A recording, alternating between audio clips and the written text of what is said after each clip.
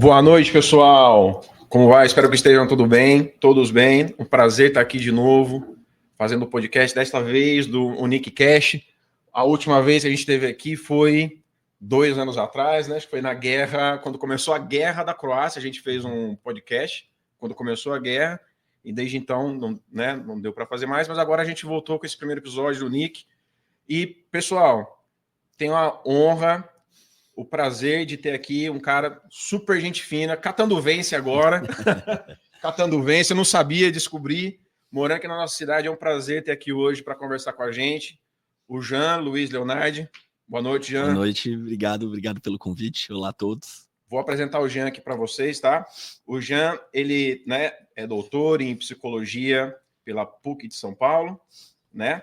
Tem especialização em terapia comportamental pelo Paradigma, formação em terapia comportamental, doutor em psicologia, certo, Jean? Doutor em psicologia clínica pela USP. O mestrado foi na PUC. Isso.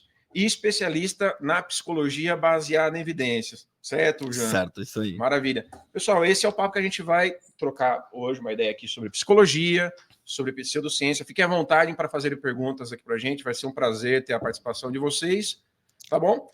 Vai ser um bate-papo, a gente vai trocar uma ideia de maneira bem informal, não vai usar de muito jargão técnico para a coisa não ficar muito chata, para rolar legal. Então eu já vou começar a fazer a primeira pergunta para o Jean, que eu acho que é a pergunta pertinente. Jean, o que é, cara? Explica para a gente o que é a psicologia baseada em evidências. Ótimo. Essa é uma pergunta interessante porque é muito comum quando eu falo sobre esse assunto que as pessoas me perguntem assim, mas não é sempre baseado em evidências? Não é assim que funciona? Não é uma ciência? E a resposta é não. Assim, isso vale, inclusive, para outras áreas da saúde. Isso vale para a medicina, isso vale para a educação física, isso vale para a odontologia. Então, muitas pessoas se surpreendem com o fato, com a descoberta de que nem tudo que se pratica na psicologia, e a gente poderia olhar para a psicoterapia, para a psicologia do esporte, para a psicologia da educação, para a psicologia organizacional, etc., nem tudo que se pratica é baseado em ciência, tá? Nem tudo que se ensina na faculdade de psicologia é baseado em ciência, nem toda pesquisa que se faz dentro da área ela é genuinamente científica, ok? Então, esse campo do baseado em evidências, que você hoje encontra medicina baseada em evidências, psicologia baseada em evidências, fisioterapia baseada em evidências, são áreas da saúde que então acabam sendo agrupadas com um rótulo de prática baseada em evidências, é todo esse movimento que está sendo feito no mundo e mais recentemente no Brasil, nessas várias áreas da saúde, para mostrar para o público que, olha, quando você vai num profissional de saúde, não necessariamente, muito provavelmente, você não está recebendo a melhor intervenção disponível, você não está recebendo aquilo que é mais correto, mais preciso, mais eficaz, de acordo com o que a pesquisa mostrou. Muito achismo no meio do caminho, tem muita crença, tem muita preferência, tem muito conflito de interesse. Grosso modo é isso, é uma tentativa bastante forte de demarcar o que aqui no caso psicologia, né, o estudo do comportamento, do pensamento, da emoção, as práticas derivadas disso, que de fato tem uma sustentação empírica, de fato são confiáveis, você pode ir de peito aberto, mandar seu filho de peito aberto, que vai ser um bom serviço. Entendeu? Entendi. Pessoal, eu vou fazer as perguntas aqui hoje para o Jean, tá? Querendo aprender no lugar de vocês, tá? Então eu vou às vezes repetir para que fique bem didático para vocês aprendam e entendam tudo isso que ele está falando, porque, como ele mesmo disse, é uma novidade, né? É uma novidade. Aqui no Brasil, pelo menos, é uma novidade. Eu fui o primeiro a falar sobre isso no Brasil na psicologia. A gente tinha, por exemplo, um cardiologista baiano falando disso na medicina, que é o Luiz Correia. Antes de todo mundo, a gente tinha o Léo Costa, que é um fisioterapeuta de formação e que foi muito atuante durante o Covid, no sentido de informar a população. E isso é interessante, Carlos, porque quando você aprende a literatura de evidências, de pesquisa, você consegue transitar entre outras áreas. Então ele, por exemplo, foi inúmeras vezes acusado, mas você não é médico. então, mas eu não preciso ser médico para interpretar a pesquisa científica. Né? A pesquisa científica, ela depende de um conjunto de competências que é da epidemiologia clínica, que é o conjunto de conhecimentos ali de metodologia científica. Né?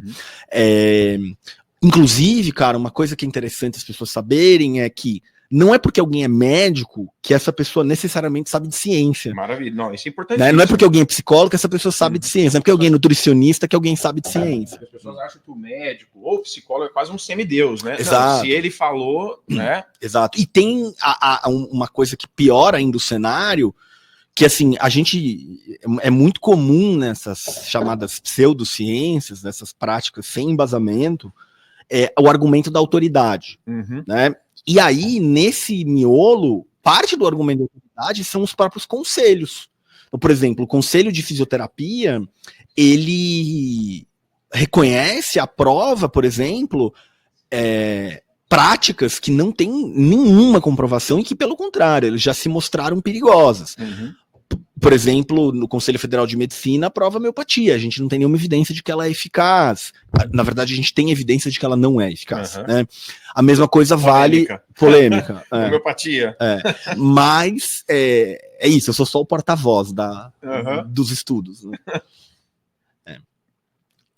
Então, é isso, assim, a gente hoje tem... E a psicologia tem uns estudos que já mostraram isso, que ela parece ser mais permeável a crendices, a pseudociências do que outras áreas, assim, por conta da subjetividade, por conta, né, às vezes da dificuldade de você captar alguns fenômenos. Então, os psicólogos tendem a adotar mais práticas não baseadas em ciência do que outros profissionais de saúde. A mesma coisa de pacientes, né? É mais comum um paciente de psicólogo aceitar coisas sem pé nem cabeça do que um paciente de um médico, embora isso exista, né? Temos aí a soroterapia como um exemplo. Ô, Jean, a pseudociência, né? Você falou, dá para a gente contextualizar o que é pseudociência para quem não conhece, o que é uma pseudociência? Tá. A gente tem, ao longo da história, especialmente num campo que chama filosofia da ciência, a gente teve várias tentativas por uma questão que eles chamam de o problema da demarcação. O que é a demarcação? Isso eu chamo de ciência, isso eu não chamo de ciência, isso eu chamo de pseudociência. Então, assim, eu poderia aqui entrar em filósofos, etc. Mas não vamos por aí porque fica acadêmico demais. Mas, basicamente, a gente tem a separação entre três coisas. Você tem ciência, pseudociência e não ciência. Tá?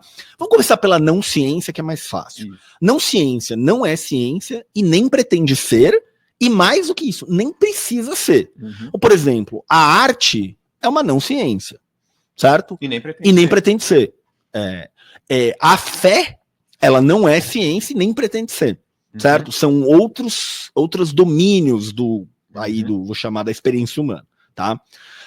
Só que o que a gente vai ter? A gente vai ter as pseudociências, que são aquelas, geralmente, práticas em saúde, em educação, que ou tentam se passar por científicas, ou às vezes nem tentam se passar por científicas, mas tentam te causar a impressão de que aquele é um conhecimento verdadeiro, válido, confiável. Acho que a palavra aqui é confiança, entende? Então, se eu digo aqui para você que eu fiquei careca depois de beber muito café, quão confiável é essa afirmação do ponto de vista do que a gente sabe da fisiologia humana, dos estudos de calvície, da neurofisiologia do corpo quando eu bebo uma xícara de café, etc, etc, etc. Essas respostas você vai ter na ciência, você vai descobrir que não tem nada a ver tomar café com ficar careca, né? A questão é que essa galera da pseudociência, eles vendem tratamentos, intervenções que parecem ser confiáveis, tipo, olha, faça aqui um tratamento eficaz, faça aqui isso, que as coisas vão ser boas para você, assim. Às vezes até o argumento é o argumento de isso é tão revolucionário que nem a ciência é capaz de explicar. Tem alguém que... existe muito. Tão revolucionário que nem a ciência consegue explicar. Nem a ciência consegue explicar. E isso é muito comum na psicologia, porque aí vem a discussão de que a subjetividade não é mensurável, a experiência é única, e etc. E tudo isso a gente sabe que a experiência subjetiva é sim mensurável e que ainda que a experiência humana seja única, ela compartilha de similaridades com outras, né? A sua orelha é diferente da minha, que é diferente da dele, mas nós temos três temos orelhas, né? Então, e aí, cara, na pseudociência você tem muito esse argumento do meu método, sabe assim, é o método que eu desenvolvi. O meu jeito, assim, o método... Style, né? E aí, cara, assim, pra quem conhece um mínimo de ciências, esse é o primeiro grande alerta, assim. Tipo, ó, o cara fala do método dele, foge, assim. Porque um método, para você criar um método de tratamento, de prevenção que seja, geralmente a gente está falando de décadas de pesquisa, com pesquisadores do mundo inteiro, né? Então, o que eu uso hoje no meu consultório, como psicólogo, não tem nada que é meu ali. É tudo, na verdade, absorvido e consumido de 50, 60 anos, pelo menos, de pesquisa. Então, se falar o método do Jean, cara, você já começa a desconfiar, entendeu? A gente sempre está andando em ombros gigantes, né? Exatamente. Não é? Aprendendo. Ô, Jean, agora, levando em consideração isso que você falou, o que você acha, tipo assim, então, que toda pessoa deve saber, já que você falou, o campo da psicologia é mais permeável à pseudociência, e eu concordo, completamente, é mesmo, né? Depois a gente vai até entrar em quais são essas pseudociências, abordagens, ou terapias alternativas que fazem parte, né? Que as pessoas, às vezes, estão assistindo a gente agora, acham que são científicas, que tem um fundamento, tipo, como a homeopatia, por exemplo, né? E não tem. Talvez a gente pode até abalar a sua fé, a sua crença e tirar um pouco do seu chão hoje, mas não tem evidência. Exato. Pode acontecer um efeito placebo, né? Exato. Sugestão, Exato. depois a gente pode até desenvolver isso. Mas o que toda pessoa deve saber, o que ela deve levar em consideração antes de procurar vamos falar, o psicólogo. O profissional de saúde em geral, mas o psicólogo. Tá bom. Toda pessoa deve saber antes. Então, a primeira coisa é se esse psicólogo ele tem um compromisso com essas ferramentas, procedimentos, técnicas que têm um bom embasamento em pesquisa. Então, você pode perguntar para o profissional, falar assim, tá, mas qual que é a ideia por trás? Tem pesquisa sobre isso? Quais são as evidências, etc. Tá? Então, essa é uma coisa. A outra coisa então, se tem a coisa de o meu método, já foge, né? O argumento de autoridade, né? Tipo, porque eu sou doutor pela USP. Cara, isso não importa nada do ponto de vista de acúmulo de conhecimento científico. Não importa absolutamente nada, assim, né? Então, esse apelo à autoridade, assim. Você vai ver também uma resistência às vezes a testagem, assim, do tipo, isso não é passível de teste, isso é muito complexo para a ciência. Cara, o ser humano botou 3, 4 pessoas dentro de um foguete, mandou pra Lua, pousou o foguete na Lua, as pessoas desceram. Cara, o que será que é mais complexo que isso, entendeu? Sim, agora o Elon Musk fez o foguete voltar e pousar inteiro de volta, entendeu? Com todos os milhões de variáveis atravessando. Então, assim, não é porque é complexo que não é estudável, não é pesquisável sob a ótica científica. Geralmente tem o uso de evidências anedóticas. Então, o que são evidências anedóticas? Evidências anedóticas eu fiz e foi bom para mim. O meu vizinho fez e melhorou. Logo, né? Então, ignora aqui todo um conjunto de outras explicações possíveis, confundidores, coisas por acaso, às vezes outros tratamentos que a pessoa está fazendo concomitante, um monte de coisas aqui, né? Então tem o apelo à autoridade, essa resistência à testagem, uso dessas evidências aí bem fracas, e você vê muitas vezes às vezes um linguajar difícil, assim, né? Então às vezes eles pegam termos científicos, que são termos científicos corretos, e fazem uma aplicação completamente errada. Entendeu? Porque na verdade, quando você se comporta assim, a tua dopamina, e você está falando de neurotransmissores, e na verdade a pessoa está falando nada com nada, assim, ela só está usando termos difíceis que causam uma impressão, assim. Então esses são alguns alertas, assim, quando vai procurar, e entender um pouco, qual é o nome desse método? Dá uma olhada no Google, dá uma olhada no YouTube, o que dizem sobre esse método? Ele tem base em ciência ou não? Quais são os seus fundamentos teóricos, assim, que às vezes as pessoas não fazem ideia, assim, né? Então, vou dar um exemplo polêmico aqui, né? Existe uma corrente na psicologia E aí, deixa eu explicar o que é essa coisa de corrente, tá? Deixa eu abrir um parênteses aqui, até para falar ciência, pseudociência. Quando a gente pensa em que é ciência, geralmente a gente pensa assim, né? Química, física, biologia, talvez psicologia, tá? E, presta atenção nisso que eu vou falar, essas coisas não são ciência e nem são não ciência, elas são disciplinas. A biologia, ela é uma disciplina. Dentro da disciplina da biologia, você pode ter perspectivas científicas, como a teoria da evolução natural das espécies de Charles Darwin, como você pode ter propostas talvez implausíveis e que poderiam ser melhor investigadas, como o lamarquismo, até propostas bizarras, do tipo a Terra é plana, certo? Isso vale na nutrição, isso vale na fisioterapia, né? Então, por exemplo, a fisioterapia ela é uma disciplina, uma profissão da saúde, que você tem técnicas embasadas e técnicas não. Vou dar um exemplo aqui. E aí, de novo, mas você não é fisioterapeuta. Eu não sou fisioterapeuta, mas são o que os estudos dizem, né? O que os estudos mostram? Sabe ventosa terapia? Aquele negócio que você põe... Aquilo pressão, é zero eficaz, não ajuda ninguém. Zero evidência? Não, tem evidência de que não funciona. Tem evidência de que não funciona. Porque uma coisa não tem evidência. Eu crio aqui uma terapia, eu crio um método, como eu estava dizendo mais cedo, beleza, eu não sei ainda. Pode ser incrível, pode ser nada, pode ser péssimo, eu não sei. Né, eu tenho ausência de evidência. Agora, outra coisa, eu tenho a evidência de que não funciona. A ventosa, ela tem evidência de que não serve para nada, e pior, ela pode causar hematomas, ela tem prejuízos. Então, a fisioterapia é uma ciência ou uma pseudociência? Ela não é nenhum dos dois. Ela é uma disciplina que tem perspectivas científicas e pseudocientíficas. Na psicologia, a gente tem a mesma coisa. Então, você tem várias escolas de pensamento, várias abordagens, várias perspectivas. Então, hoje todo mundo sabe o nome do Freud, por exemplo. Freud explica, todo mundo conhece, já viu alguma menção a um inconsciente, coisas do tipo, né? Só que muitas das pessoas que às vezes se interessam por Freud, você vai ver ele na música, no teatro, no cinema, na literatura, na poesia, ele atravessa toda a cultura ocidental, né? Não sabe que algumas das premissas essenciais da teoria, por exemplo, todo menino tem o desejo inconsciente de fazer sexo com a própria mãe e assassinar o pai. Né? Toda menina tem inveja inconsciente do pênis, porque o pênis é um símbolo de poder. Né? E isso está escrito no Freud, entendeu? E isso não foi atualizado em 100 anos, apesar de você ter inúmeros contribuidores da psicanálise pós-Freud. Né?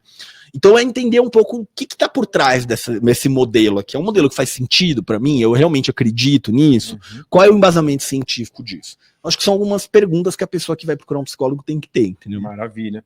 Pessoal, só vou fazer aqui, me perdoem, eu fiquei aqui empolgado no começo, tal, tem sempre aquela ansiedade do início, mas depois que rola, vai embora. E eu esqueci de apresentar o Maurício, cara, me desculpa, Maurício. Imagina, sem problema. Boa noite, cara. Pessoal, muito prazer.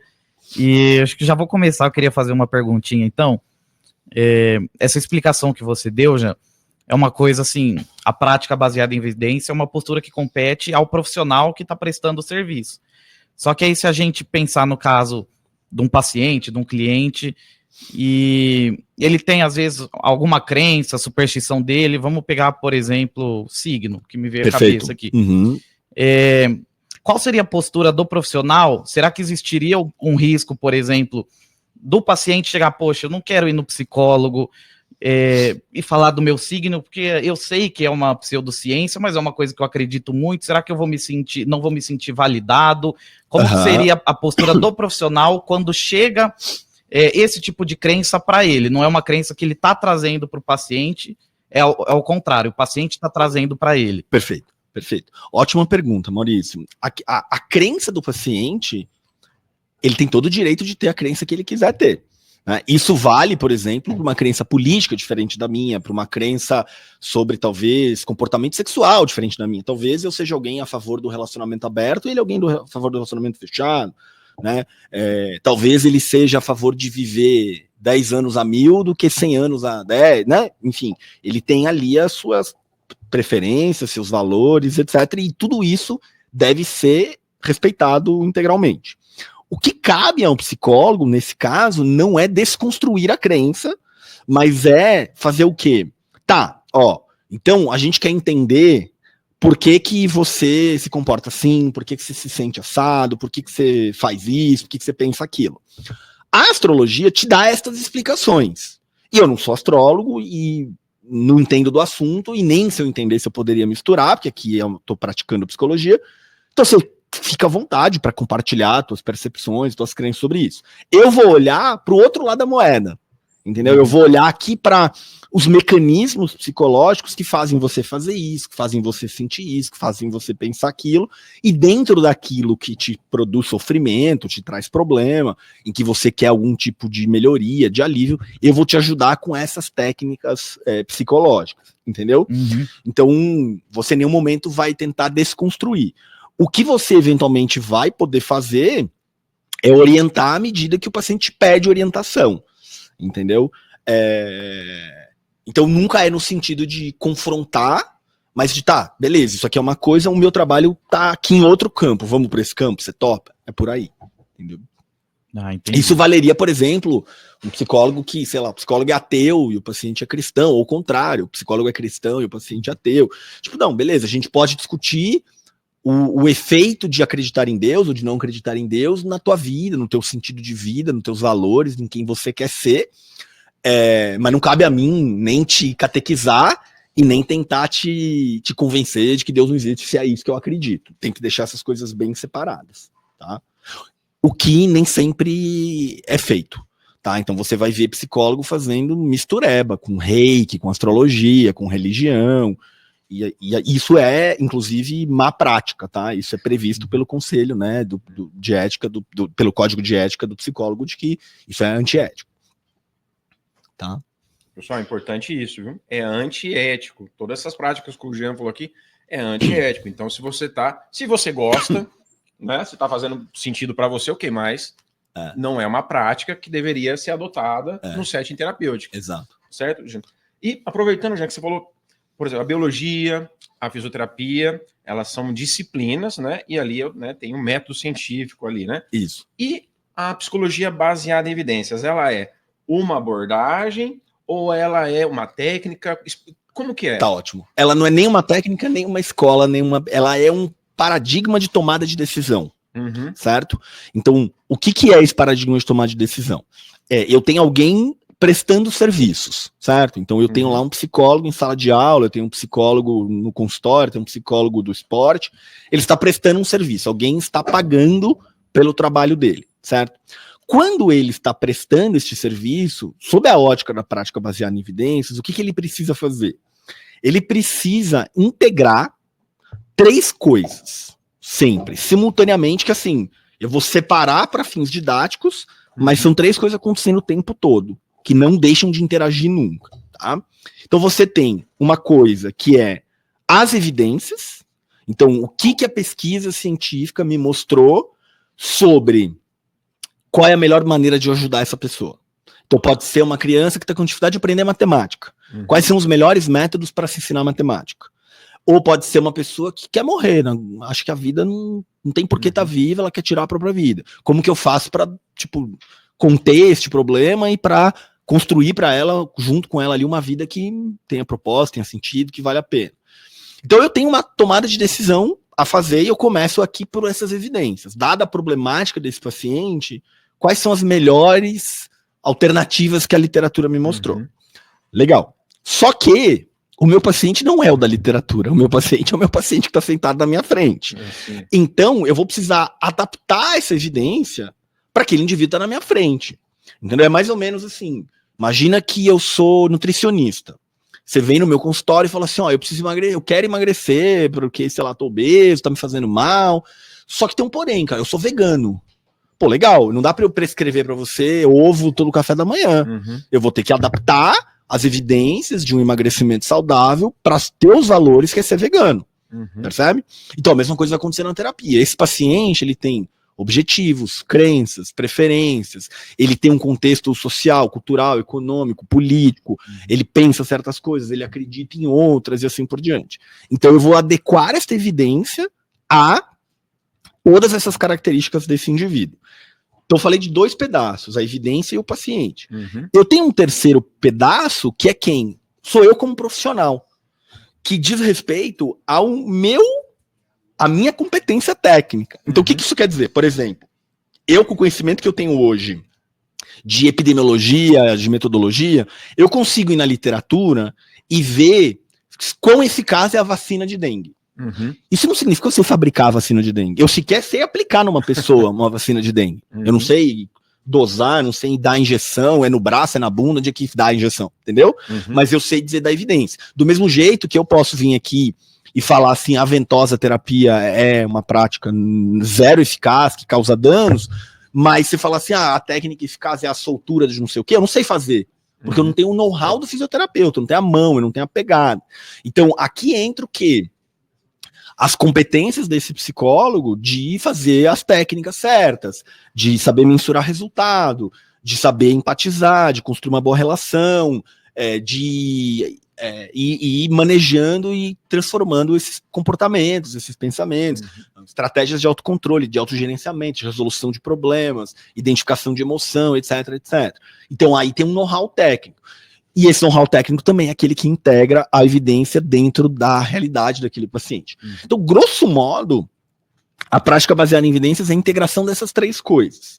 E aí o doido, cara, é que toda vez que eu explico isso, eu me sinto meio imbecil de explicar, porque é tão óbvio, né? Sim. Tipo, cara, tá, você tem evidência da pesquisa, você tem uma pessoa ali que é o que importa, e você tem o teu know-how, o teu repertório, é só juntar tudo. É meio óbvio, assim, né? Quando eu fui no Flow, o Igor, ele olhava e falava assim, tá, mas isso é o mínimo, isso é óbvio. Eu falei, então, cara, deveria ser, né? Só que a gente tem, na frente disso, malformação, a gente tem nisso falta de pensamento científico, a gente tem nisso crenças, preferências, conflito de interesse, desconhecimento dessas ferramentas, etc.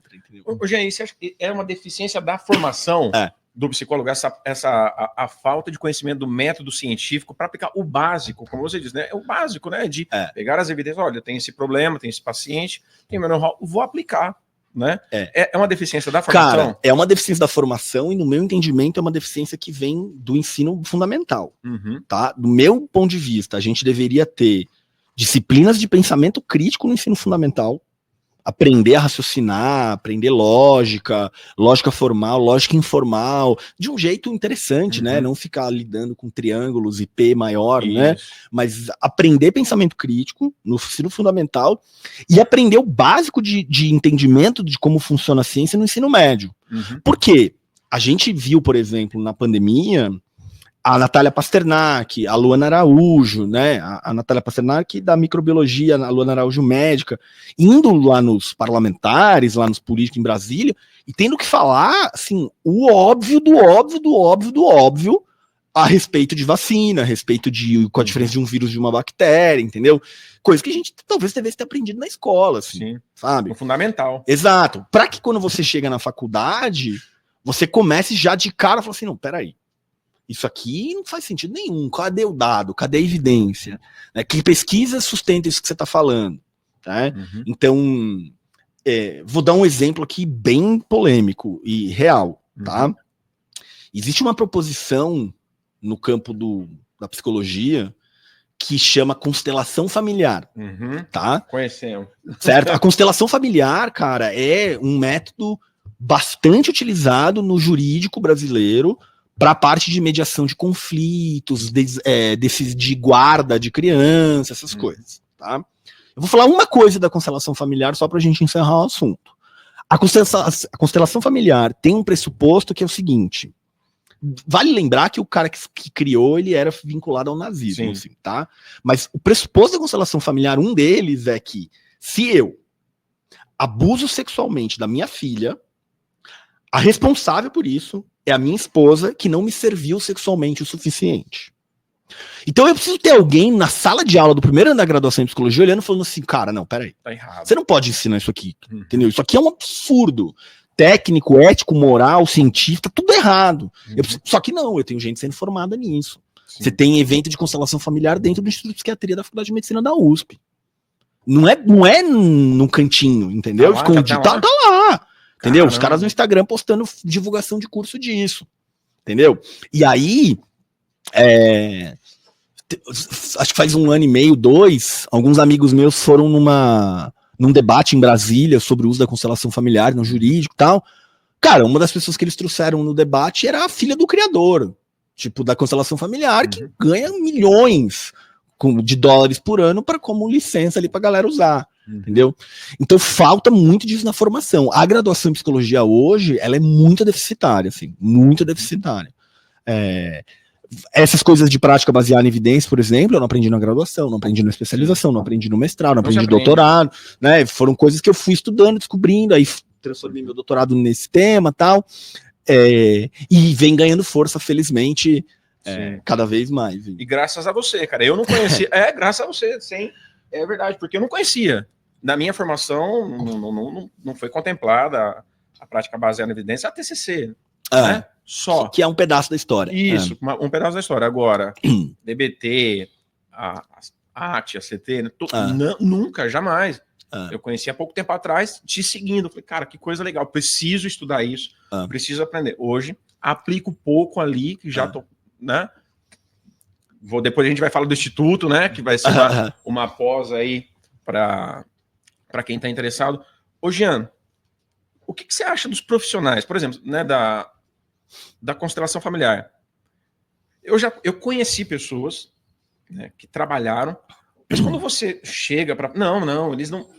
Imagina, não tinha nada a ver com o nazismo. Eles fazem um malabarismo mental. Você acha que é mau caratismo da pessoa ou é falta de conhecimento? Porque vem embrulhado num apelo o discurso, né? A teoria vem embrulhada, às vezes, chega para eles de uma maneira bonita, embrulhada num laço cor-de-rosa, e eles abraçam e falam, isso é tão bonito, eu vou... O que você acha Cara, disso? eu acho que é falta de conhecimento.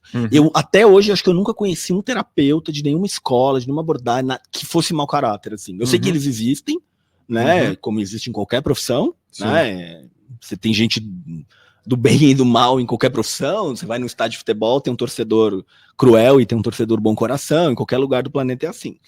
Mas, cara, geralmente são pessoas que realmente acreditam naquilo, assim.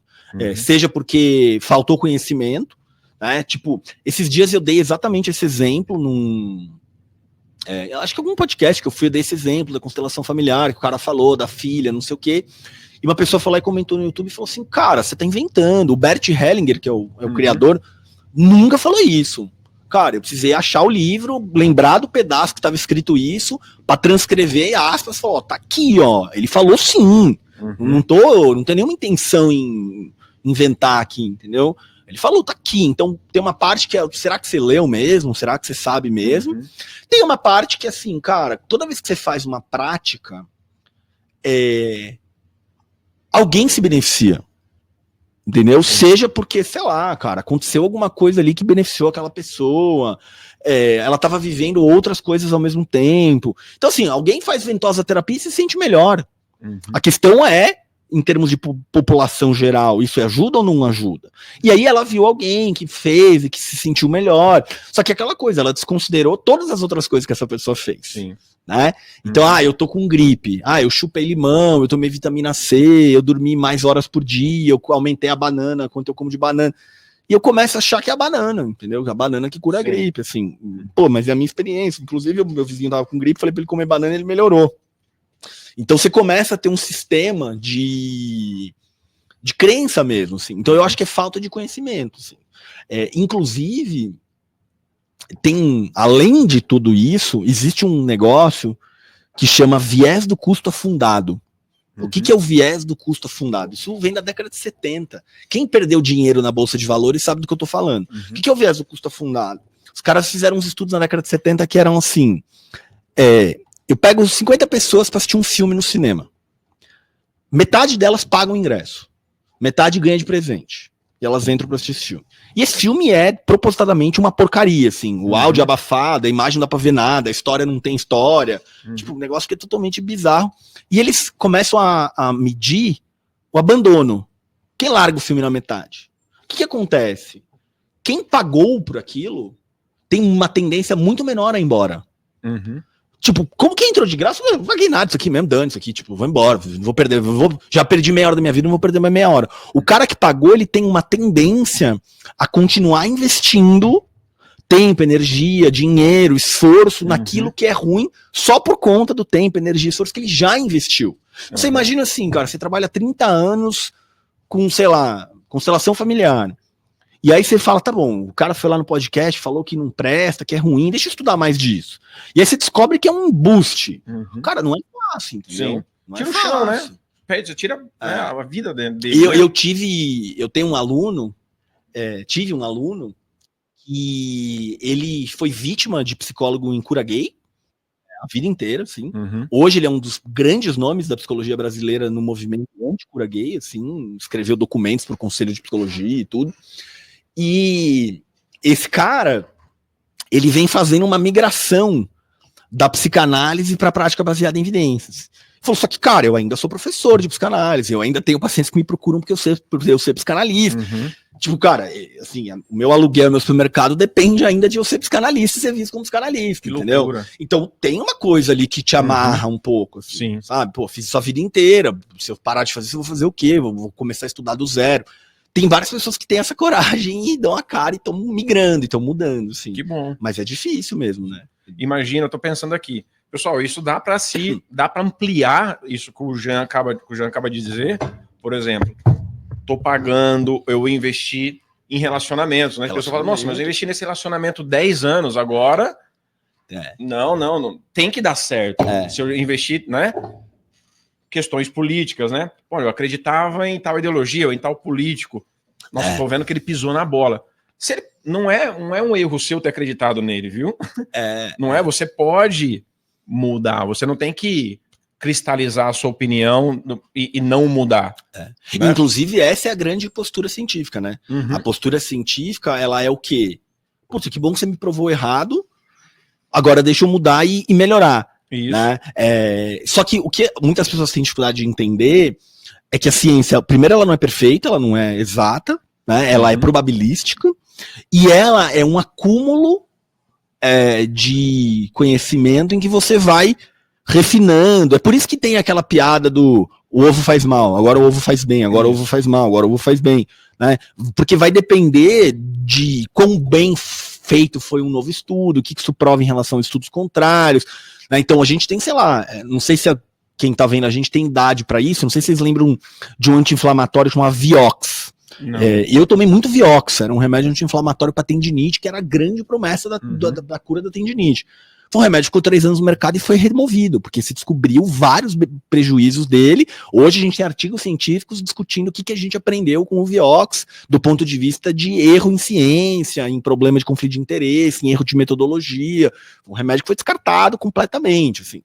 Então é isso, a ciência ela tá em constante refinamento. E é muito difícil, cara, porque a gente tende a fazer uma simbiose entre quem a gente é e a nossa profissão. Né? A gente tem pesquisa que mostra, especialmente nas civilizações ocidentais, no Oriente isso é diferente, mas geralmente a profissão é a segunda coisa que a gente diz. A primeira é o nome, a segunda é a profissão. Eu sou Jean, sou psicólogo, né? Eu sou Carlos, eu sou psicólogo, eu sou fulano, eu sou médium. Geralmente é a segunda coisa que a gente diz.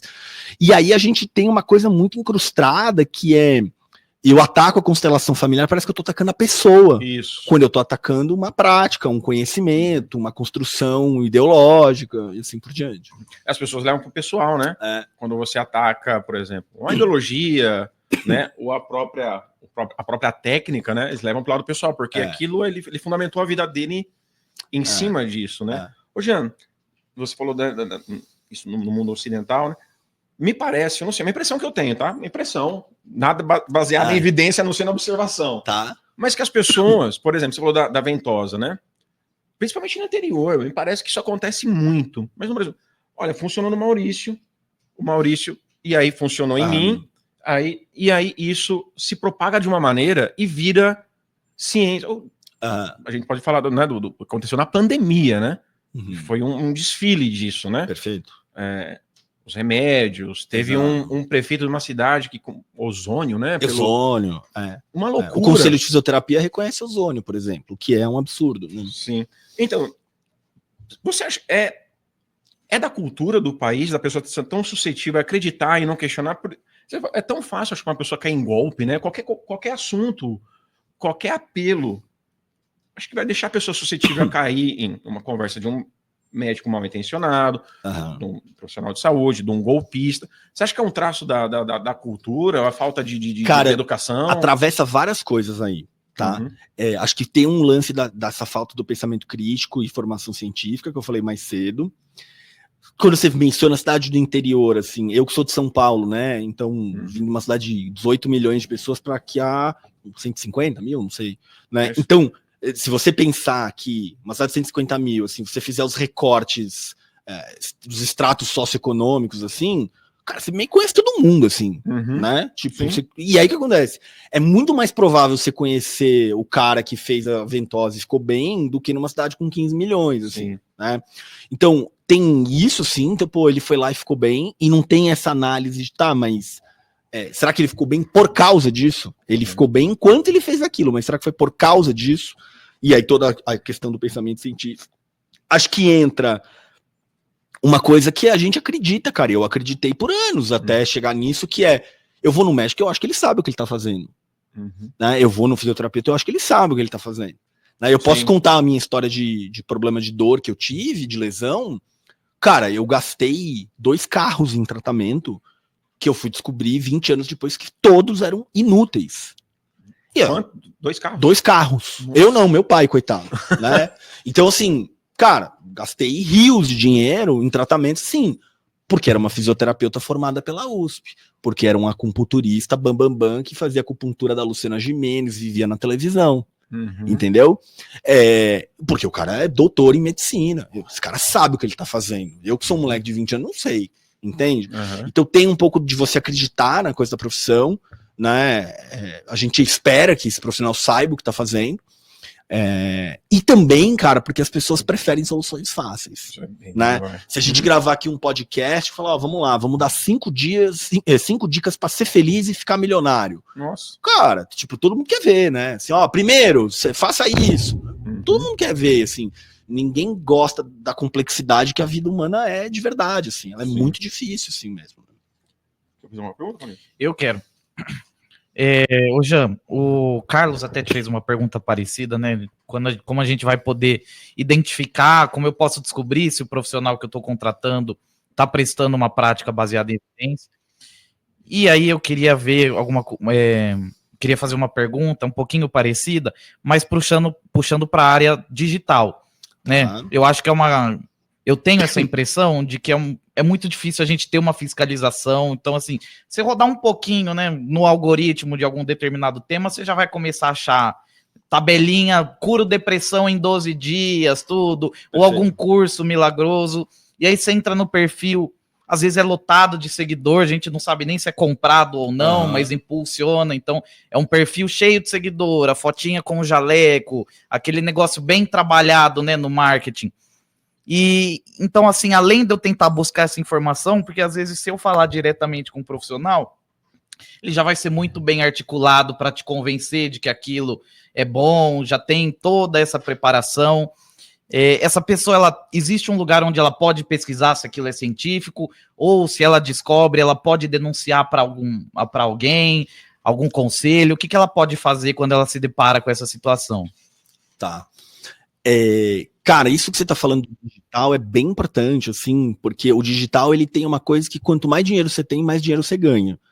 Né? Então, por exemplo, cara, eu lembro, e aí, de novo, assim, eu sou alguém que vende um produto digital, né, que vende um curso de formação para psicólogos e tal.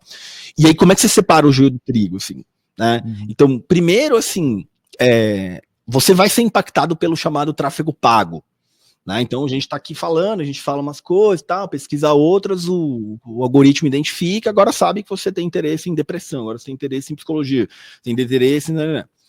E aí, cara, assim, uma coisa que você precisa fazer, que você pode fazer, você pode escrever no Google, assim, tipo, evidence-based, né, tipo, baseado em evidências em inglês, e aquela prática, entendeu? Então, por exemplo, você pode procurar, se você escrever evidence-based psychotherapy, né, psicoterapia baseada em evidência, você vai encontrar algumas coisas. Se você escrever lá, por exemplo, acupuntura evidence-based, você vai descobrir algumas coisas. Se você escrever pilates evidence-based, você vai descobrir algumas coisas, entendeu? Então já é um começo, assim. A segunda coisa, eu acho que é importante sempre lembrar que não tem nada realmente importante na vida que é fácil demais. Entendeu? Cara, tipo, se fosse assim, ó, você faz esse meu curso aqui que você vai ganhar teu primeiro 1 milhão, bom, então beleza, da noite pro dia eu teria um monte de milionário novo no Brasil. Então, a cura do que você tem hoje, cara, de mito nutricional, a cura da depressão é fazer dosagem de vitamina D. Eu conheço um nutricionista, o Felipe, é um baita nutricionista, tá na graduação em psicologia. E ele vinha fazendo esse trabalho de mitos nutricionais e agora ele tá juntando com essas coisas de saúde mental. Cara, todo dia ele posta uns absurdos, assim, de gente vendendo suplementação de B12 para curar bipolar, assim. Então, cara, você realmente acha que a depressão é só um 10 de vitamina? Você acha que isso não tem nada a ver com o ambiente que você cresceu, os traumas que você viveu, tudo que aconteceu, a desigualdade social que você tá enfiado no país, tudo que deu errado na sua vida? Cara, tipo... Não é absurdo. Não é simples, entendeu? Então, tu tem que ficar muito esperto com a coisa dessas soluções fáceis, dessas soluções rápidas. Agora, de denúncia, você tem uma coisa que é muito louca, assim, que você só consegue denunciar o exercício ilegal da profissão. Então, por exemplo, eu posso pegar uma pessoa que diz assim, ó, eu atendo como terapeuta. Ela não é formada em psicologia, atende como terapeuta. Se ela não estiver fazendo uso de nenhum instrumento exclusivo da psicologia, os testes e tal, se ela não estiver se apresentando como psicóloga, não inventou um número de CRP, e não está chamando de psicoterapia, está chamando só de terapia, o conselho não pode fazer nada. Entendeu? Então a gente tem hoje, cara, esse problema de regulamentação. E tem uma parte, eu não sei aí dos detalhes dos conselhos, mas parece que eles, tipo, não se importam, entendeu? Então o Conselho de Medicina nunca fez nada com a soroterapia, que é a nova moda aí, milagrosa para curar tudo e que não serve para nada. O Conselho de Fisioterapia reconhece a ozonioterapia, entendeu? Não sei qual é a posição deles de ventosa, não lembro. Então eles parecem não ter muito essa preocupação com a regulação, assim, entendeu? O Conselho de Psicologia, ele não dá conta de fiscalizar, é muita gente.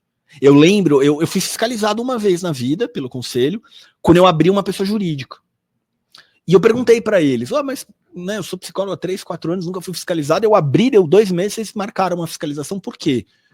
Basicamente era assim, cara, a gente não consegue fiscalizar todo mundo, então a gente vai fiscalizar quem tem PJ, porque provavelmente alguém que está atendendo mais, trabalhando mais, e o medo deles era, na verdade, você abrir a PJ para explorar trabalho alheio, entendeu? Então agora eu contrato um monte de psicólogo que eu vou cobrar ali um repasse para encaminhar paciente, eu vou fazer... Então é basicamente isso, e isso é exercício legal da profissão, né? Então eles não conseguem, cara. Eu tive uma amiga que trabalhou no conselho de ética lá do Conselho de São Paulo, do Estado de São Paulo, né, o Conselho 06, cara, a quantidade de denúncia que chega por dia, eles não têm como dar conta, entendeu? É muita coisa, assim. Então a gente tem que criar esses mecanismos, tipo, vir aqui, divulgar, falar, presta atenção nisso, cuidado com aquilo, entendeu? Isso. Ô Jean, falando já, aproveitando que você falou do conselho, quais são as práticas que você vê que o conselho ainda abraça, deveria questionar, ou deveria deixar de fazer uma nota, como fez no caso da constelação? Quais são as técnicas, as práticas, os instrumentos que o conselho ainda dá aval, mas que, tipo assim, não tem fundamento científico nenhum? Ou se tem, falta atualização, porque é muito antigo, tipo os testes de personalidade, que viraram moda, né? Até por conta no Vilela, depois que foi muita gente lá falando sobre serial killer, né? Falaram muito, Suzane von Richthofen não é solta porque ela não passa no Rorschach, né? Tem muito profissional que leva aquilo a sério, como se aquilo fosse um oráculo. E o conselho, né, endossa. O que você acha dessas práticas? Então, a gente tem uma primeira questão que quando se você pega o conjunto de normativas e diretrizes do Conselho Federal de Psicologia, ele vai dizer assim, que o psicólogo deve, por obrigação, fazer aquilo que é cientificamente embasado. Entretanto, existe um debate que, a meu ver, é um debate equivocado, em que se relativiza de maneira tão ampla o que é ciência, que meio que cabe quase tudo, entendeu? Então, por exemplo, a gente até hoje não tem uma prova cabal de que a psicanálise é eficaz enquanto método terapêutico. Não tem, tá? Existem várias pesquisas, existem mais de dezenas de pesquisas, só que, de novo, como eu disse antes, né, as pesquisas elas podem ser confiáveis ou não. Você tem que obedecer um conjunto de preceitos metodológicos, né? E aí, cara, entra numa coisa que, assim, quem sabe ver de verdade esses preceitos metodológicos? Cara, de verdade, na psicologia brasileira, deve ser 10 pessoas. Se for. Se for. Entendeu? No país, assim, que entende o suficiente de metodologia, de epidemiologia para avaliar. Primeiro tem isso. Segundo, que entra essa discussão de, mas veja bem, será que a ciência, ela captura a essência da subjetividade? E aí você começa a usar um monte de desculpa e de justificativa e de questões, assim, para tentar driblar um pouco as regras, assim. E na psicologia isso tem dado certo, assim, tanto que a psicanálise metade dos psicólogos do Brasil atendem como psicanalistas, assim, né? Sim. O conselho, ele só se posicionou nessas coisas absurdas, assim, né? Tipo a constelação. Que eu acho que a psicanálise, ela tem vários problemas, mas ela tem outro nível, assim, da constelação. A constelação, ela é outra discussão, assim, ela é outro planeta, assim, né? Eu tenho amigos psicanalistas, eu não teria amigos consteladores, assim, não tenho como. Não assim. dá pra ter amizade. Não dá. Né? Se você realmente acredita que a culpa é da mulher, que não serviu o cara sexualmente, entendeu? Então, tem isso. Agora, de testes, cara, a parte de teste psicológico, cara, nossa, aí você abre um universo complicado, assim, porque, por exemplo, a gente tem a galera do RH, cara, dos recursos humanos, os coaches nas empresas, quem é empresário provavelmente já viu isso na empresa. Existe, por exemplo, um teste que é o teste DISC, DISC, de análise comportamental. Cara, esse é um teste que foi criado na década de 1920, tá? Que não passa. Para você ter um teste que a gente chama de validado, é um teste que pode ser usado, que se mostrou útil, eficaz, ele atende a várias propriedades matemáticas e darará, ele não passa na primeira fase, assim, de várias fases teria que passar. E, cara, a galera tá usando isso em processo seletivo para decidir promoção de executivo que ganha 100 pau por mês. Olha isso. Entendeu? Para decidir se o cara é contratado ou não. Um negócio assim que...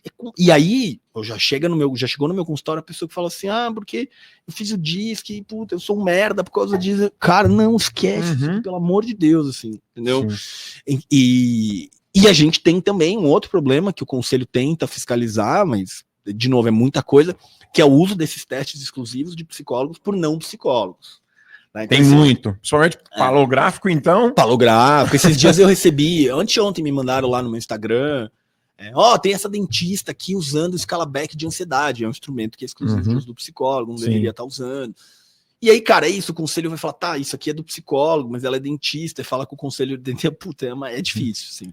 Ô, Jean, e cara, essa parte de testes eu uso, mas vou explicar. Eu sou obrigado, mas é porque sou credenciado pela Polícia Federal, então eu faço avaliação para quem tira o porte, né? Mas eu questiono os colegas, questiono a maneira que... mas então você não deveria aplicar. Não, eu preciso aplicar, trabalhar, porque eu acho que a avaliação clínica vai ser mais importante ali. Tem os cognitivos, são legais, de atenção, de memória. Tem muito teste bom, né? Tem muito mas os bom. De personalidade, por exemplo, uma contradição em termos do conselho, por exemplo, não apoia a grafologia. Né? A gente não apoia a grafologia como ciência. Só que o palográfico é baseado em cima da grafologia. Para quem não sabe, a grafologia é você identificar ali características da personalidade pelo jeito que a pessoa escreve. É pseudociência braba. Então, outro dia uma amiga foi para São Paulo e a coordenadora dos psicólogos, né, credenciados pela Polícia Federal, ela falou, olha, você não deveria ter aprovado esse sujeito. Por quê? Porque ele não usou a cor azul no Pfister. Pfister, pessoal, é um teste de personalidade baseado em cores. Então, como você vai encerrar? Poderia ser uma carreira. Tudo bem, era forte, ok, mas poderia ser o trabalho. Muita gente vai para vaga de emprego ali, às vezes, olha, porque o seu risco estava meio torto, porque o seu risco estava assim. Como que você... É uma prática, uso, mas... E aí esse é o problema, né? Existe essa cultura da reprodução.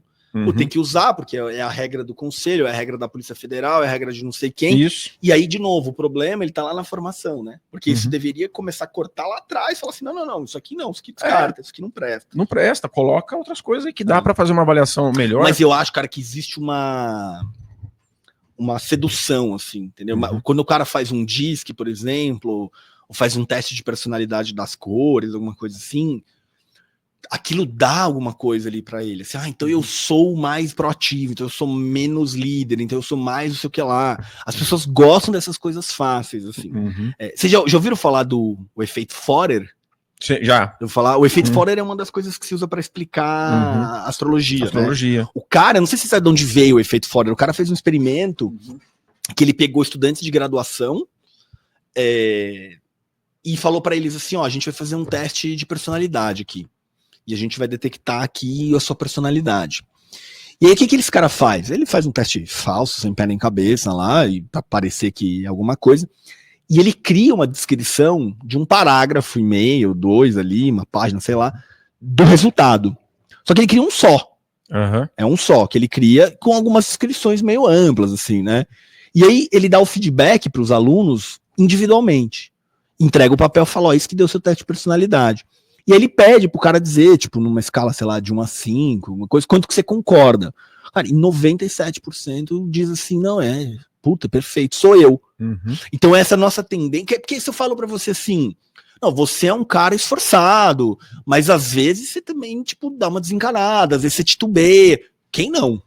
Tipo, pra quem isso não vale? Né? Você é um cara sereno, mas às vezes você perde a cabeça. Quem não? Né? Tipo assim, provavelmente todo mundo que já passou por situações. Então você vai dando essas descrições que são amplas, genéricas, e que todo mundo se identifica. Assim. Eu já cheguei a jogar, assim, em alguns casos que eu apliquei ali, paciente mais íntimo, aplica em mim. Né? Aí, olha, tá dando. Aí eu jogava genérico para pegar. Olha, aqui tá dizendo você é meio obcecado por ordem, né? Nossa, não é que sou. E você é uma pessoa, tipo assim. Você tem uma personalidade um pouquinho forte, não pode pisar muito no seu calo. Mas... Nossa, você tá me descrevendo. Eu falei, deixa eu te falar, não acredita muito nisso aqui, porque eu tô falando aqui, tô te sugestionando e você tá acreditando. Olha o perigo. É o perigo, E quando é uma brincadeira, tá tudo bem, né? Agora, a hora que você usa isso pra determinar uma promoção, se um aluno passa de ano ou não, é complicado. E além disso, entra o que o teste representa também, porque às vezes você falando uma coisa pra mim, eu posso até não concordar, o Carlos tá errado, né? O humano é falho, mas aí tem um documento oficial falando que eu sou aquilo, né? Ele acaba sendo endeusado e é muito fácil, né? Tem muita variável em cima, né? Você deu o exemplo do Pfizer.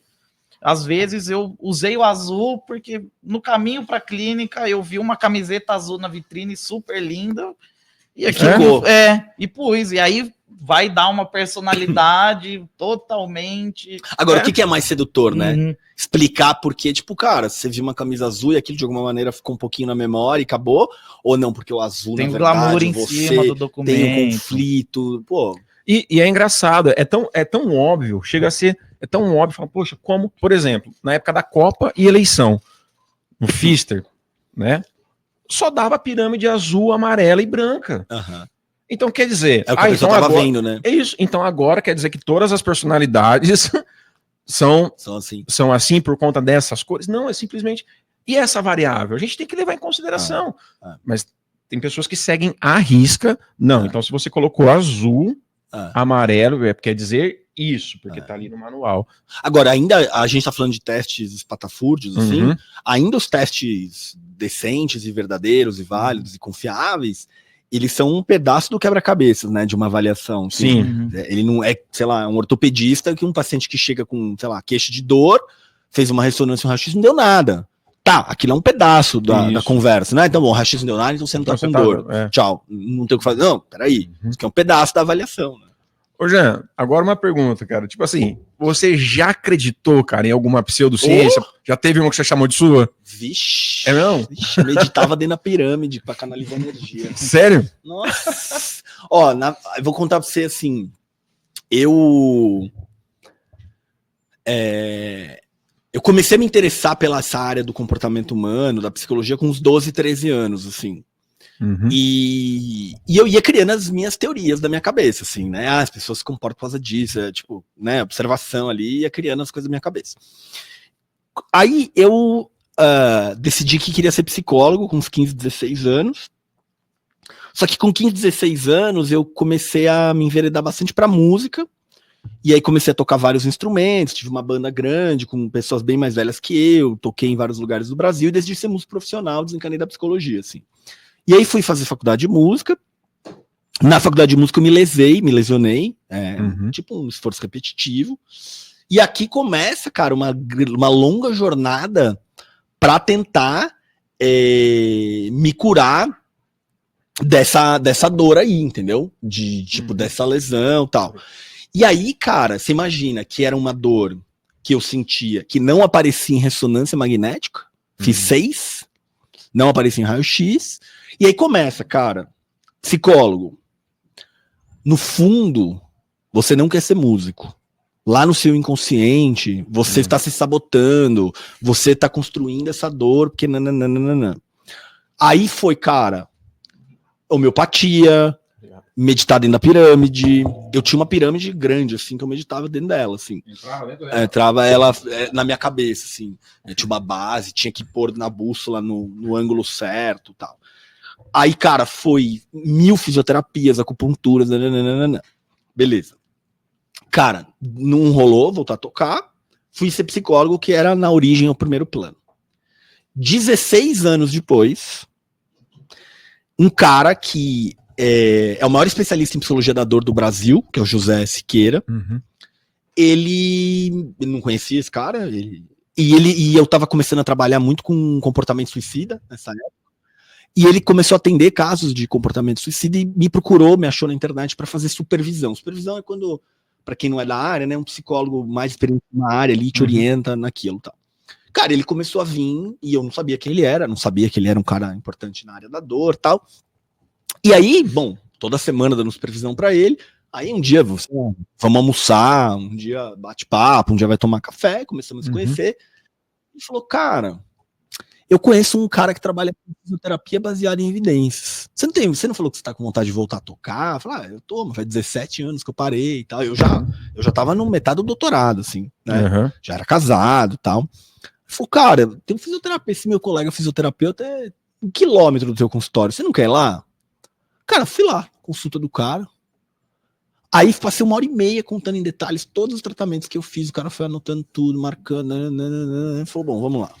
O cara começou a riscar. Isso aqui não serve pra nada, isso aqui é inútil, isso aqui... Nossa. O dinheiro se pensando. Não, cara, rios de dinheiro. Foram 2 carros, assim, cara. Porque era fisioterapia, era acupuntura, era laser, era... 16 anos nessa... Não, foram uns 4. Uns 4 anos? Uns 4.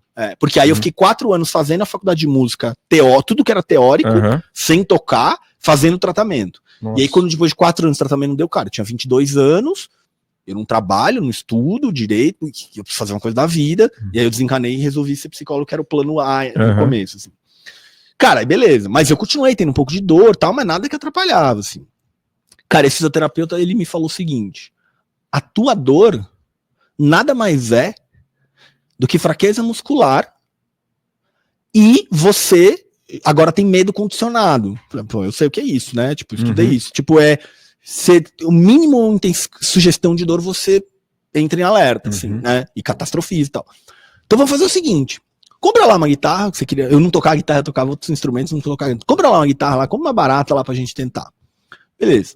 O tratamento basicamente era exercícios de fortalecimento de mão e de antebraço, fazia tipo 10 minutos por dia, pegava o instrumento pra tocar 5 minutos, terminava de tocar, mão no balde de gelo pra cortar qualquer sensação de dor relacionada à atividade.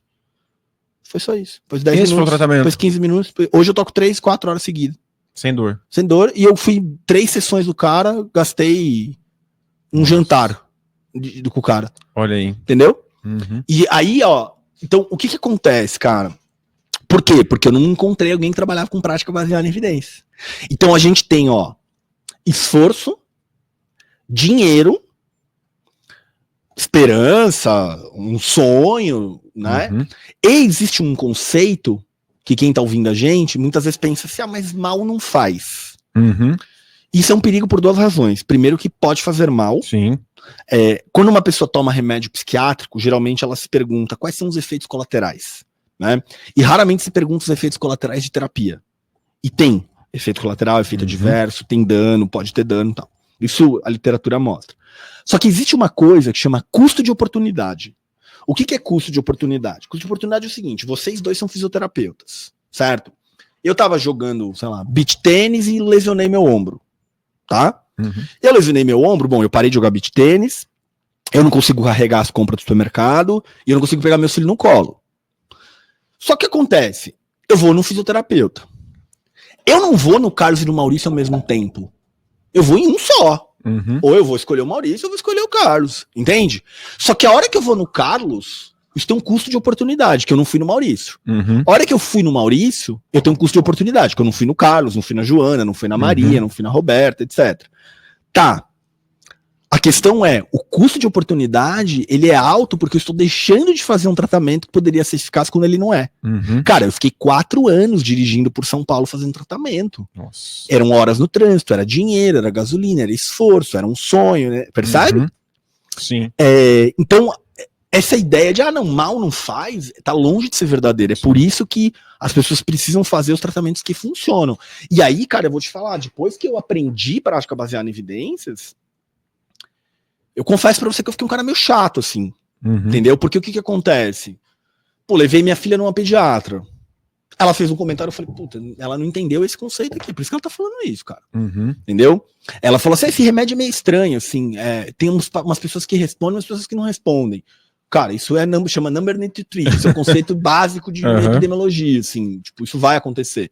Aí levei minha filha no dentista, prescreveu homeopatia, você começa, entendeu? Aí eu dei uma travada aqui, assim, tava meio tenso, não sei o quê, chamei um cara pra fazer massagem, de repente, cara, eu tava lá fazendo a massagem, que catanduva é isso? De repente, ploc, colou a ventosa. Você nem sabia. Nem sabia. Foi surpresa.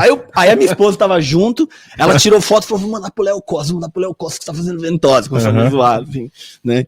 E fez mesmo. Fez, aí também ali, você vai né? falar o quê pra pessoa? Você vai falar, essa merda aqui, tira essa porra de... Não, você não vai fazer isso, só tá lá, tá cuidando de você não vai fazer isso, né?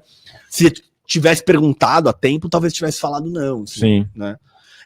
E essa é outra característica de quem atua com prática baseada em evidências. Você vê a pessoa te dando as opções, entendeu? Ela te ajudando a tomar uma escolha informada. Então, um exemplo disso. Recentemente eu fiz vasectomia. Eu fui no médico da vasectomia, bom, eu quero fazer vasectomia. Por quê? Eu tenho 2 filhos, não quero meter filho. Minha esposa tá de saco cheio de tomar pílula, então eu vim fazer vasectomia, tem certeza, beleza. O cara, o que ele fez? Negócio seguinte, como é o procedimento? O cara explicou o procedimento. Corta aqui, faz isso, você fica geralmente só um dia no hospital, sente isso, sente aquilo, não. 2 coisas importantes. Um homem a cada 5 mil recanaliza sozinho. Então daqui 3 anos você pode estar achando que você não está engravidando e você está fértil. Então é uma coisa que pode acontecer, é importante que você saiba, eventualmente refazer o exame. E até que eu estava decidido, vou fazer. Aí ele diz assim, 5% de todos os homens que fazem vasectomia ficam com uma dor crônica na região escrotal. Opa, peraí, agora eu quero pensar melhor. Será que eu tô disposto a correr esse risco de 5%? Cara, a escolha é minha, não é dele. Ele não tem direito de escolher sobre a minha vida. Eu que tenho. Eu que decido se eu quero me colocar nessa situação ou não. Entende? Sim. Então, isso é sinal de quem trabalha com prática baseada em evidência. Ele abriu, colocar né? as cartas na mesa. Ele abriu para você, olha, é isso. É isso. Aqui, o tratamento vai ser esse, e na psicoterapia tem que ser igual. Tem que ser igual. Olha. Mas pergunta quantos fazem assim? Sim. Deve ser 1%. Mas, ô Jean, o que você acha? Desculpa, meu Maurício. Você Acho tranquilo. Aí, viu? Porque senão eu vou... Pode deixar. Não tem muito também das pessoas confundirem o papel do psicólogo. Eu já percebi que às vezes, dependendo do caso, a gente sente até uma dificuldade às vezes de entrar porque a pessoa ela vai achando que é só eu ir lá e conversar e falar. E tipo assim, passa uma sessão, até que você tem que meio que, olha, né? Peraí, eu entendi, vamos, porque não tem muito disso das pessoas acharem que o psicólogo Olha, eu vou lá para ouvir um conselho. Olha, eu tô certo, eu tô errado. O que você tem para falar pro pessoal disso? Desses mitos, né, em relação ao trabalho do psicólogo? Existe um mito que é o mito do... Eu fui ler os comentários e me desconcentrei, peraí. Uhum. É o mito da cura pela fala. Então eu só vou falar, que foi a ideia que o Freud inventou. Sim. Né? Então, associação livre, né? Eu vou falar, desabafar por fora. Então, um sinal de que um psicólogo não trabalha com prática baseada em evidências é um psicólogo que fala pouco. Uhum. Óbvio que as primeiras sessões, geralmente o psicólogo fala bem menos, né? Porque ele tá ali montando uma história e tal. Então é normal que nas primeiras sessões seja assim. Mas é um psicólogo muito ativo, né? Que vai questionar, que vai fazer perguntas, que vai apontar soluções. Só que qual que é a diferença aqui? Uma coisa é eu dizer para você que você tem esse problema que deveria ser resolvido. Isso não cabe ao psicólogo. O que cabe ao psicólogo é você tem um problema que você quer que resolva. É isso? Você quer isso? E eu tenho as ferramentas para te ensinar. Então, uma boa terapia, a maior parte dela acontece fora da terapia. O que eu quero dizer com isso? Imagina que alguém quer aprender a tocar violão. Tá bom? Cara, imagina assim, ó, você é meu professor de violão. Eu vou lá, você me ensina, ó, põe o dedo aqui, põe o dedo ali. Até semana que vem. Aí eu passo a semana inteira sem fazer nada. Aí você fala, põe o dedo aqui, põe o dedo ali. Cara, eu vou levar 20 anos para aprender a tocar parabéns a você. Sim. O aprendizado do violão é qual? Todo dia eu vou praticar um pouquinho, vou na próxima semana, você vai corrigir, você vai complexificar, você vai me dar um feedback, vou de novo passar mais uma semana, entendeu? Aí, isso é uma boa terapia. Sim. Porque uma boa terapia uma boa terapia é uma terapia que o fim está previsto. Esse negócio de fazer terapia para sempre, cara, esquece isso aí. Isso não é análise sem fim, sem fim, né? Isso é um plano de previdência privada. Tô na terapia há 10 anos. Assim, a não ser que seja um caso muito severo, né? Assim, geralmente, cara, você tem objetivos concretos, né, para serem solucionados. Nem todos são solucionáveis, alguns não são mesmo, assim, né? Não é milagroso. Só que você tem que estar dando passos nessa direção. Então, bom, qual é o objetivo? O que a gente vai atacar primeiro? Qual é a prioridade? Então faz isso aqui durante essa semana. Volta e me conta como é que foi. Estou, de alguma maneira, mensurando o progresso, se está tendo resultado ou não. Então tem uma proatividade desse profissional, entendeu? Ele é alguém envolvido. Essa coisa de o paciente fala meia hora, 40 minutos, então é isso, é semana que vem. Cara, você lá, fala com o cachorro, fala com o espelho, entendeu? A ideia de que o psicólogo oferece uma escuta é um pedacinho da história. Sim. Ele oferece uma escuta, é importante o acolhimento, o desabafo, mas ele é um pedacinho da história, ele não é o todo, entendeu? A gente vê muito isso nos filmes, né? Na cultura passa a postura, essa postura passiva, né? Do psicólogo que fica ali com aquela cara, né? De conteúdo. Teve um cara que, uns 20 anos atrás, ele fez acho que ele fez uma tese de doutorado nos Estados Unidos, no Canadá, não lembro, que ele analisou presença de inúmeros psicólogas em filmes e seriados, assim. E ele criou várias categorias e tal. E ele mostra lá que 93% das vezes o psicólogo tá fazendo alguma merda, assim. Tipo, ele transou com a paciente, ele contou uma coisa sigilosa pra alguém. Tipo, o psicólogo é muito queimado, assim. Muito queimado. E hoje, cara, você sabe, quando alguém me diz assim, eu tenho pé atrás com psicólogo, eu não sei, esse negócio de terapia. Cara, eu tenho o mesmo pé atrás. Entendeu? Quando um amigo, sei lá, acabei de conhecer uma pessoa, a pessoa fala assim, eu faço terapia. Eu mais me preocupo do que eu fico feliz em saber. Porque a quantidade de besteira que tem no mercado é muito grande. Assim. Então, esse jeito certo de fazer. Assim, felizmente está mudando, mas ainda tem muito. Né? Cara, eu acho que tem um caminho longo aí, até as pessoas entenderem que a psicologia é baseada em evidências, usar na prática clínica. Viu, pessoal? Eu fico alerta para vocês que fazem a terapia. Precisa se informar, saber, pesquisar ali qual é a abordagem, né, do psicólogo, né, se não está usando de esoterismo, práticas alternativas no meio da sua terapia, porque não faz parte. A psicologia é uma área da saúde, né? Às vezes as pessoas esquecem disso, né? Porque na área de humanas fica muito, né, a subjetividade é saúde, é uma coisa muito séria. A psicologia é uma ciência, eu falo uma ciência, ela não é uma ciência, ela é uma disciplina. Isso. Ela é uma disciplina complexa, cara, que você tem, a psicologia ela tem interface com muitas áreas diferentes. Então, como é que você discute comportamento humano sem entender de sociologia ou antropologia? Como é que você fala de comportamento humano sem falar de genética, de biologia, fisiologia, né? Neurofisiologia. Então você tem interface com muitas áreas. E aí, às vezes, cara, você vai meio escolhendo onde você vai saber menos, assim, porque não dá pra você saber tudo. Sim. Assim, né? Bom, vamos lá, vamos abrir para os comentários e perguntas na tela. Pessoal, espero que o que a gente conversou até agora tenha meio que preparado vocês aí para as perguntas. Vamos para as primeiras. Vai aparecer na tela? Vamos lá, então. Da Mari, a primeira. Como é o relacionamento da PBE, Marilane Lê, que está aqui com a gente? PBE é prática baseada em evidência. E a psiquiatria no uso de medicamentos para transtornos de saúde mental. Saúde mental. Tá. Então, é sua pergunta? Tá. A resposta ela é bem simples, em tese. Você tem que olhar para a evidência, né? Então, por exemplo, a gente tem vários fármacos que são benéficos para certas condições e, inclusive, vários fármacos são péssimos para certas condições. Então, por exemplo, uma pessoa que acabou de passar por um trauma, tá? A pessoa passou por uma experiência de quase morte, por um abuso sexual, perdeu um ente querido, geralmente tem um familiar muito bem intencionado, fala assim, toma esse Rivotril aqui pra você dar uma relaxada. Cara, a intenção é ótima, o resultado é péssimo. Toda vez que você toma um benzodiazepina, um clonazepam, um alprazolam, logo após viver uma experiência muito ruim, são remédios que ajudam na consolidação da memória. Então a pessoa fica com a memória aumentada do trauma. Então é péssimo, por exemplo. Agora, você tem antidepressivos para ansiedade, para depressão, remédios estabilizadores de humor para transtorno bipolar, você tem os remédios para TDAH, que eles são excelentes em várias condições. O uso de remédio é sempre uma análise de prós e contras. Né? Então, o que eu ganho, o que eu perco, qual é o estágio de desenvolvimento desse indivíduo, os efeitos benéficos compensam os prejudiciais. Agora, então, isso é, digamos, a parte de uma prática científica. O que a gente tem visto é um certo abuso. Sim. Assim, né? Então, por exemplo, todo mundo acha todo mundo quer tomar Ritalina e Venvanse, que acha que vai performar melhor. Né? E aí, de novo, a evidência dá isso pra gente, cara. Sim. As evidências mostram que o uso de Venvanse e Ritalina para quem não tem um déficit de atenção importante é inútil.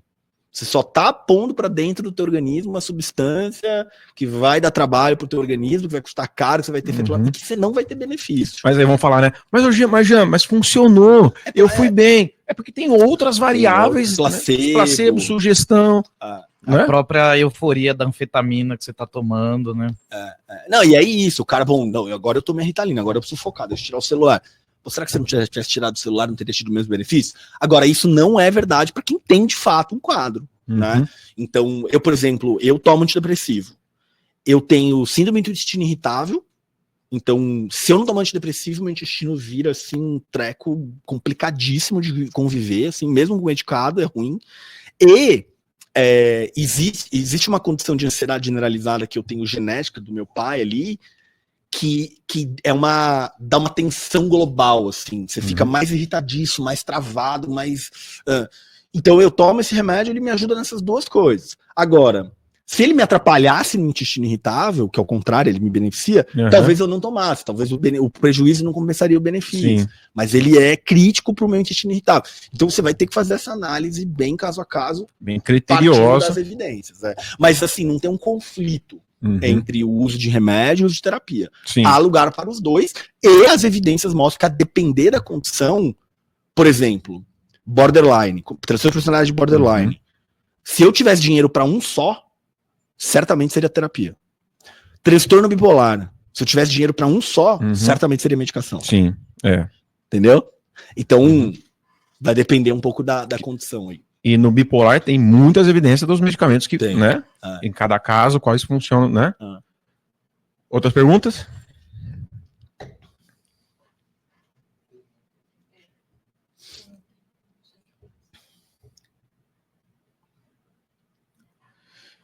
Como podemos trazer abordagem e evidências no contexto escolar? Tá. Ótima pergunta. existe uma literatura gigantesca sobre educação baseada em evidências, a pedagogia baseada em evidências. A gente tem literatura disso, sim, aos montes, sobre melhores métodos de tudo, sobre melhores maneiras de fazer educação inclusiva, educação especial. Puta, assim, é um universo enorme. Assim, essa área de, o pessoal chama de ciência da aprendizagem, assim, é gigantesca. E dos últimos anos para cá, houve uma certa fusão desse conhecimento de educação baseada em evidências com neurociências.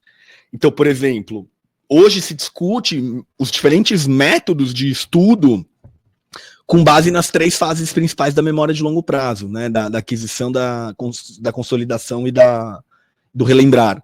Então você hoje tem, você tem muita coisa nessa área de educação baseada em evidências. Por exemplo, tem a galera do What Works in House nos Estados Unidos que tem dezenas de pesquisas, tem muita coisa.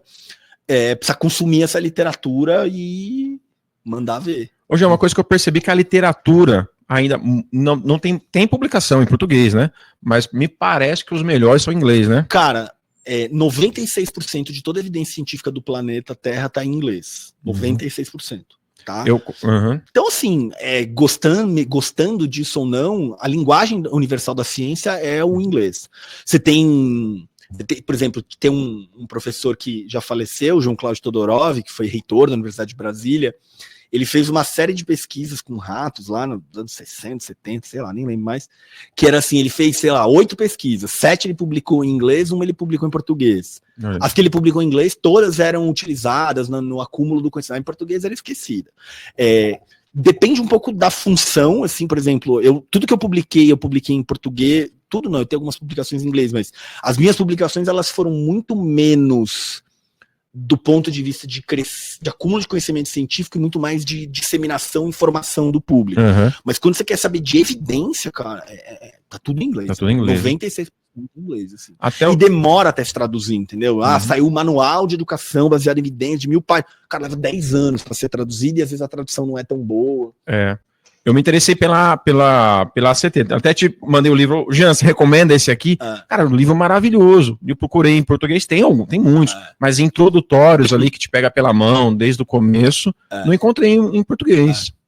Até tem um fininho outro ali, mais robusto mesmo, que eu achei só em inglês, cara. Da falta, né? Você interessa das editoras. Por exemplo, a editora Sinopse, a editora Artimed tem trazido bastante coisa, mas ainda é ínfimo perto da quantidade que tem. E quando você quer... Porque tem uma importância... É importante as pessoas distinguirem a utilidade de livro da utilidade de artigo, assim, né? O livro, ele é muito importante para você disseminar conhecimento já bem consolidado. Você quer saber como é que funciona a insulina no pâncreas, você não vai ler um artigo. Isso vai estar descrito num livro-texto. Você quer conhecer uma teoria psicológica consolidada, você vai ler isso num livro e tal. Só que as evidências de pesquisa, elas são sempre atualizadas em artigos, e as que estão em livros não são confiáveis.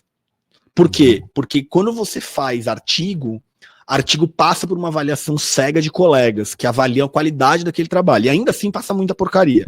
O livro, cara, não tem isso. Né? Eu publiquei, acho que 14 ou 17 capítulos de livro. E você é convidado, você escreve e o capítulo sai. Tá lá. A não ser que eu escrevi um negócio muito absurdo, tá lá, entendeu? Eu poderia selecionar ali a revisão, falar, o método que eu criei aqui tem esse estudo. Né? Então o capítulo ele tem um pouco dessas limitações. Hein? O artigo ele é mais criterioso, né? Ali tem Embora, né, a gente hoje saiba que em torno de 80% deles também não são confiáveis. Também passa muita coisa. Passa muita coisa. Mais perguntas?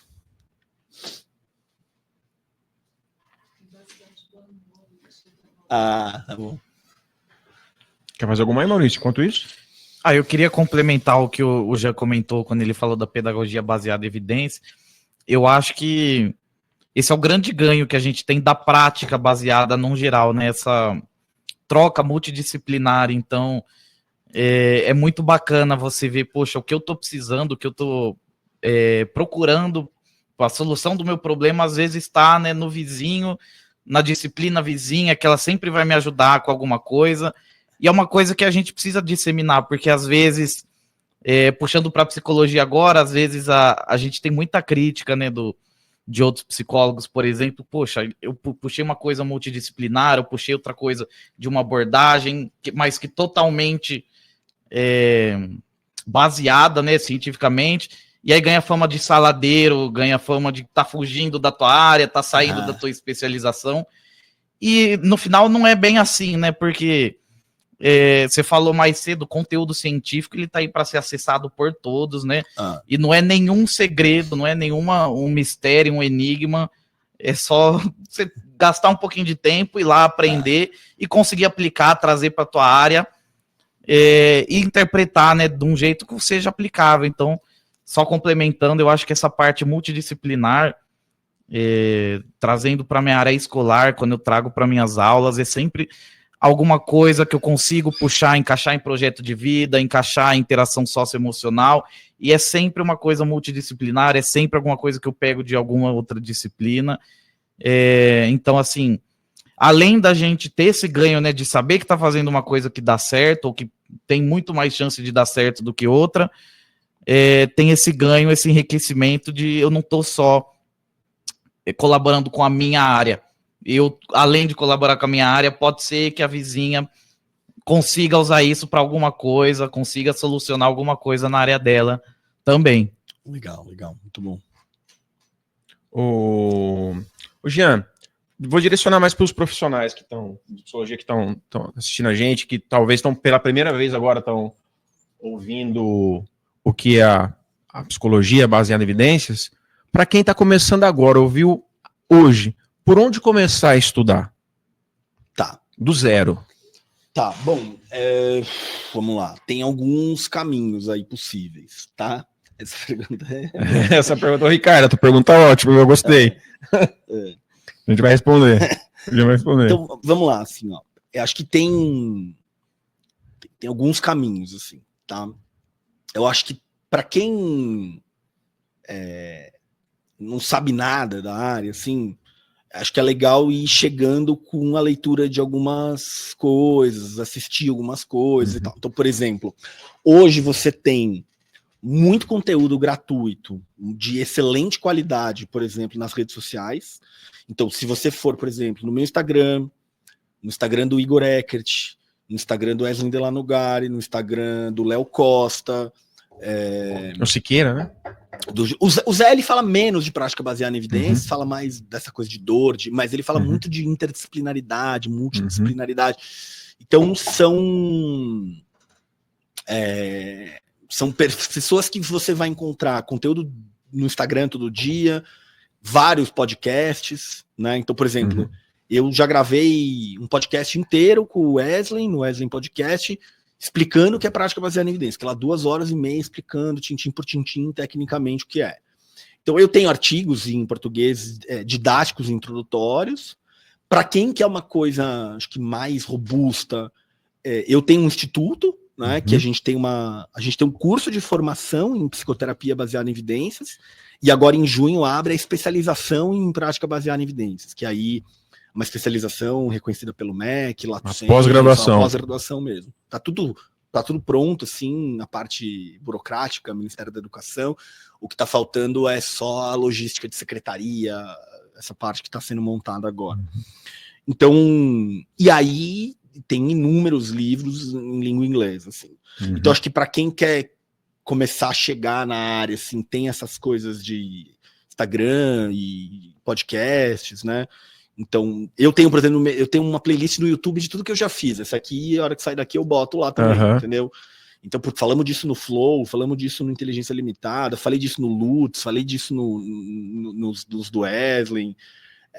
Então, tem isso. E aí, para quem quer, de fato, se aprofundar, da área, quer aprender, terapia cognitivo-comportamental, terapia comportamental dialética, terapia de aceitação e compromisso, fazer mensuração de resultado, entender de psicopatologia, toda a burocracia que envolve documentos psicológicos, aí tem lá os nossos cursos no INPBE, que é o Instituto de Psicologia Baseada em Evidência. Quem quiser conhecer é no impbe.com, sem BR. Aí, pessoal, segue no Instagram também, como que é no Instagram? @GenLeonardi. E o do Instituto? É instituto.pbe. Em PBE, né? Em PBE. Em PBE. Sigam, pessoal da psicologia, da psiquiatria, né? Os conteúdos são riquíssimos, eu sigo. Foi até onde eu conheci o Jean, foi por lá. Qual era a pergunta da Ricardo? Boa pergunta. Tinha a ver com coach. Acho que era como separar... Tem outra. Enquanto não vem a pergunta dela, acho que uma coisa que vale para a gente esclarecer para as pessoas, você tocou no assunto, mas tem muita gente, pessoal, não é porque faz terapia, porque é psicólogo, viu? E não é porque tá psi lá que é psicólogo. Às vezes o cara pode ser, sei lá, trabalhar em qualquer área e ser um psicanalista. Exato. Ele pode... porque isso que você está dizendo, talvez as pessoas não saibam, mas no Brasil você pode ser psicanalista sem ser psicólogo, sem ser psiquiatra, né? E aí você tem hoje formações em psicanálise de alguém que não é psicólogo. Exatamente. Ou psiquiatra. Né? E as pessoas não... Isso é que a gente falou no começo da conversa, que você deve se informar a respeito da formação. Então não é que a pessoa está ali te oferecendo uma terapia que ele é necessariamente um psicólogo, né? Ele pode ser, por exemplo, tá ali em algum lugar lá, psi, alguma coisa, e ser psicanalista, né? E não ter a formação em psicólogo, porque não precisa necessariamente ser psicólogo para ser psicanalista. Isso é bem fácil de conferir, né? Você jogar o nome do profissional no site do Conselho Federal de Psicologia, aparece lá. Ela vê meu nome, tá lá meu número, tá, se eu sou inscrito ou não. Né? As pessoas não fazem.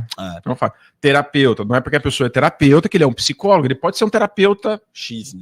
Constelação familiar, holístico, nada contra, a gente só está dizendo aqui o que é psicologia, o que é baseado em evidências e o que não é, né? O nada contra é por sua conta. Eu sou contra sim. Não, de algumas eu tenho porque eu tenho uma coisa contra. Porque pseudociência faz mal. Agora, essa pergunta da Ricarda, né? Assim, como podemos distinguir entre prática baseada em evidência e pseudociência quando se trata da atuação de coaches? Bom, primeiro assim, eu nunca vi um coach que trabalhasse com prática baseada em evidências. Então, já a probabilidade de se encontrar já é bem baixa.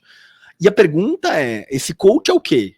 Assim, você tem coaches que são psicólogos e com profunda formação em psicologia e que atuam como coach e beleza, assim, entendeu? Geralmente são pessoas que sabem mais o que estão fazendo, assim.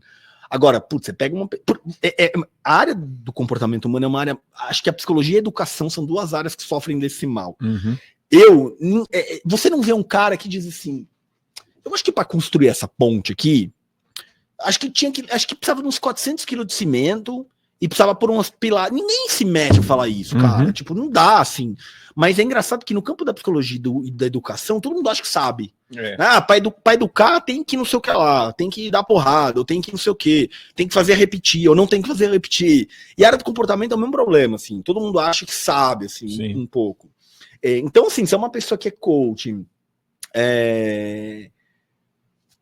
qual é a formação dela, entendeu? Tipo assim, por que o Jean, que é psicólogo, quer falar de física quântica? É a mesma pergunta. Por que um cara que é economista quer falar de psicologia? Porque ele tem informação? Talvez ele tenha. Sim. Ótimo. Ele não tem informação? Desconfie.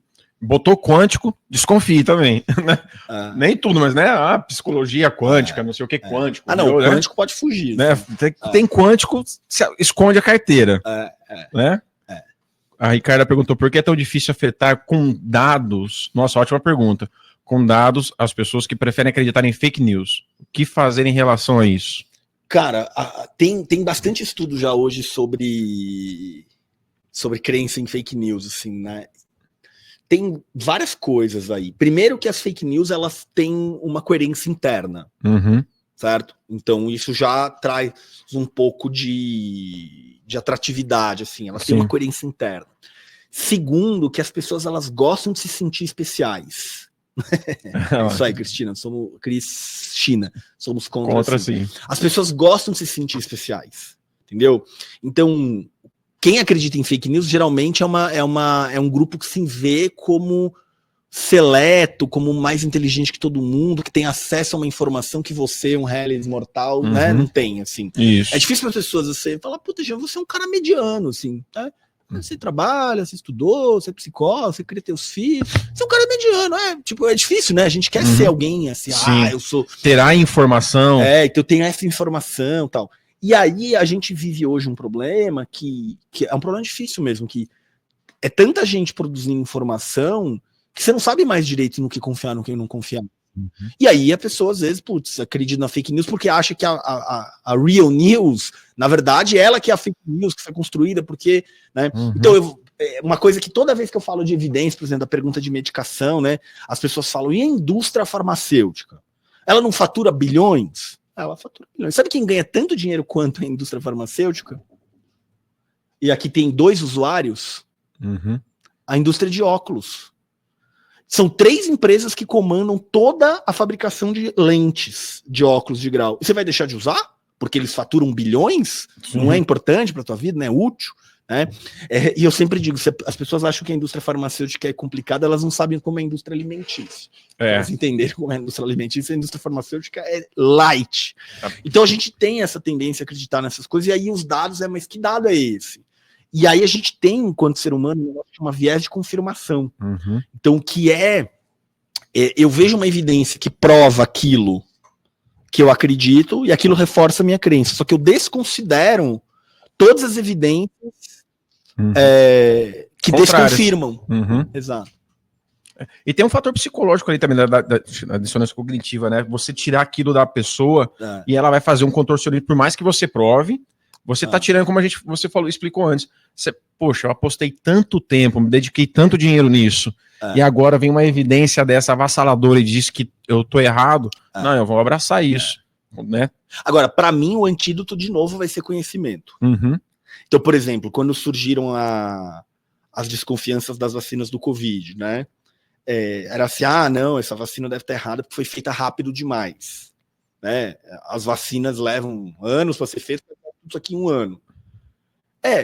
Tá beleza, mas em que doença do mundo antes você fez todos os cientistas pararem o que estavam fazendo, para tudo, e todo mundo vai focar só nisso aqui, a gente precisa fazer isso aqui agora. Sim. Cara, e aí é você entender dos mecanismos, né? Como funciona, controle de qualidade, como funciona a Anvisa. Ninguém sabe para que serve a Anvisa, entendeu?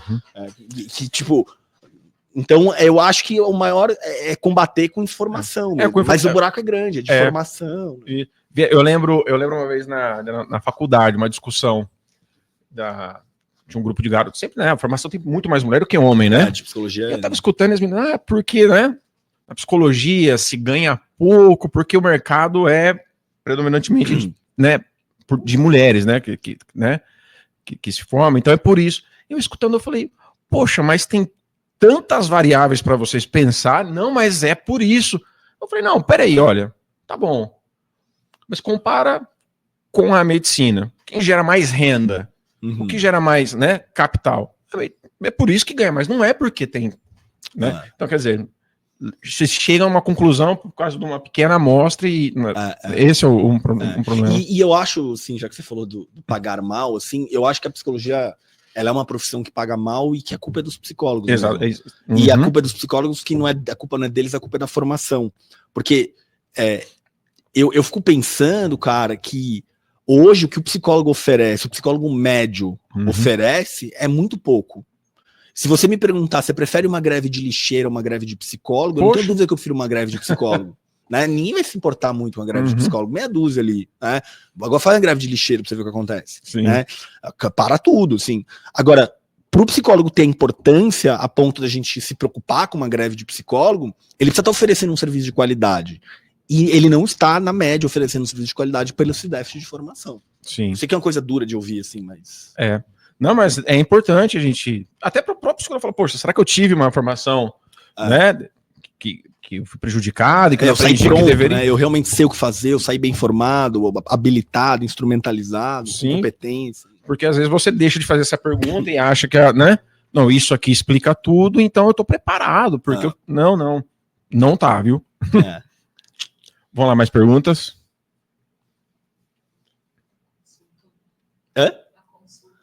Se eu faço consulta online? Eu faço sim, mas eu tô com a agenda fechada no momento. Vocês fazem consulta online, consulta presencial? Eu pego.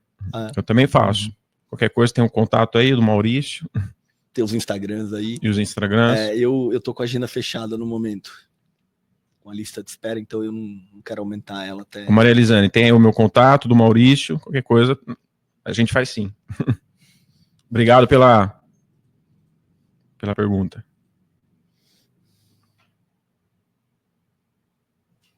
Mais alguma? Fechou? Ali. Qual o grau de realidade num teste vocacional? Bruno, para ser bem sincero, eu tô por fora dessa área, viu? Eu tô por fora, eu não sei te falar como estão as evidências disso, não. Olha, eu aplico, né, alguns testes vocacionais, tem alguns ali, mas aqueles questionários, né? Faço uma bateria de teste cognitivo, de inteligência, memória, de atenção, né, isso é uma bateria completa, a entrevista, né? E tem ali o QATI, ajuda, mas é baseado, né, em conceitos, né?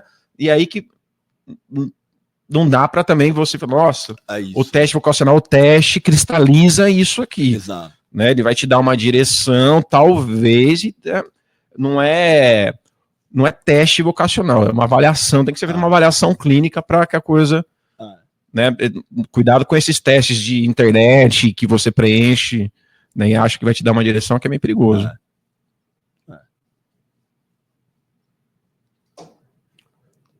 Você que tá caminhando já pro finalmente já?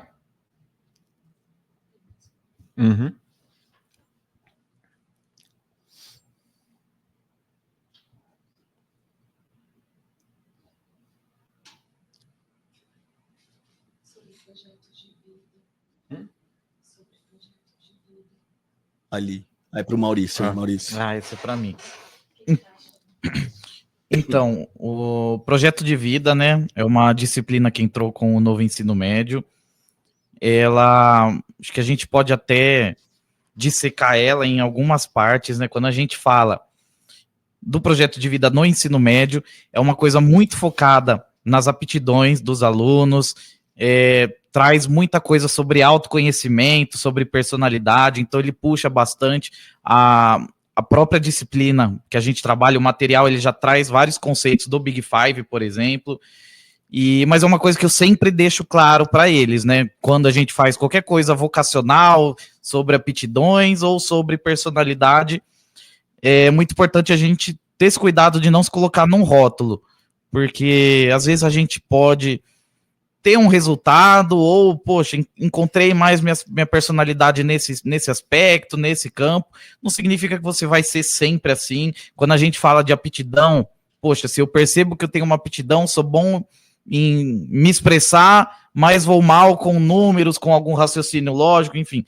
não significa que eu não nasci para isso, não levo jeito para isso, né? Eu sempre falo, eu não gosto dessa frase, não sirvo para isso. A gente aprende a gostar, ou a gente aprende pelo menos a ser bom, mesmo que você não goste, a gente aprende a ser bom. E a gente fala bastante sobre concentração, sobre percepção e atenção, são coisas que andam juntas, né?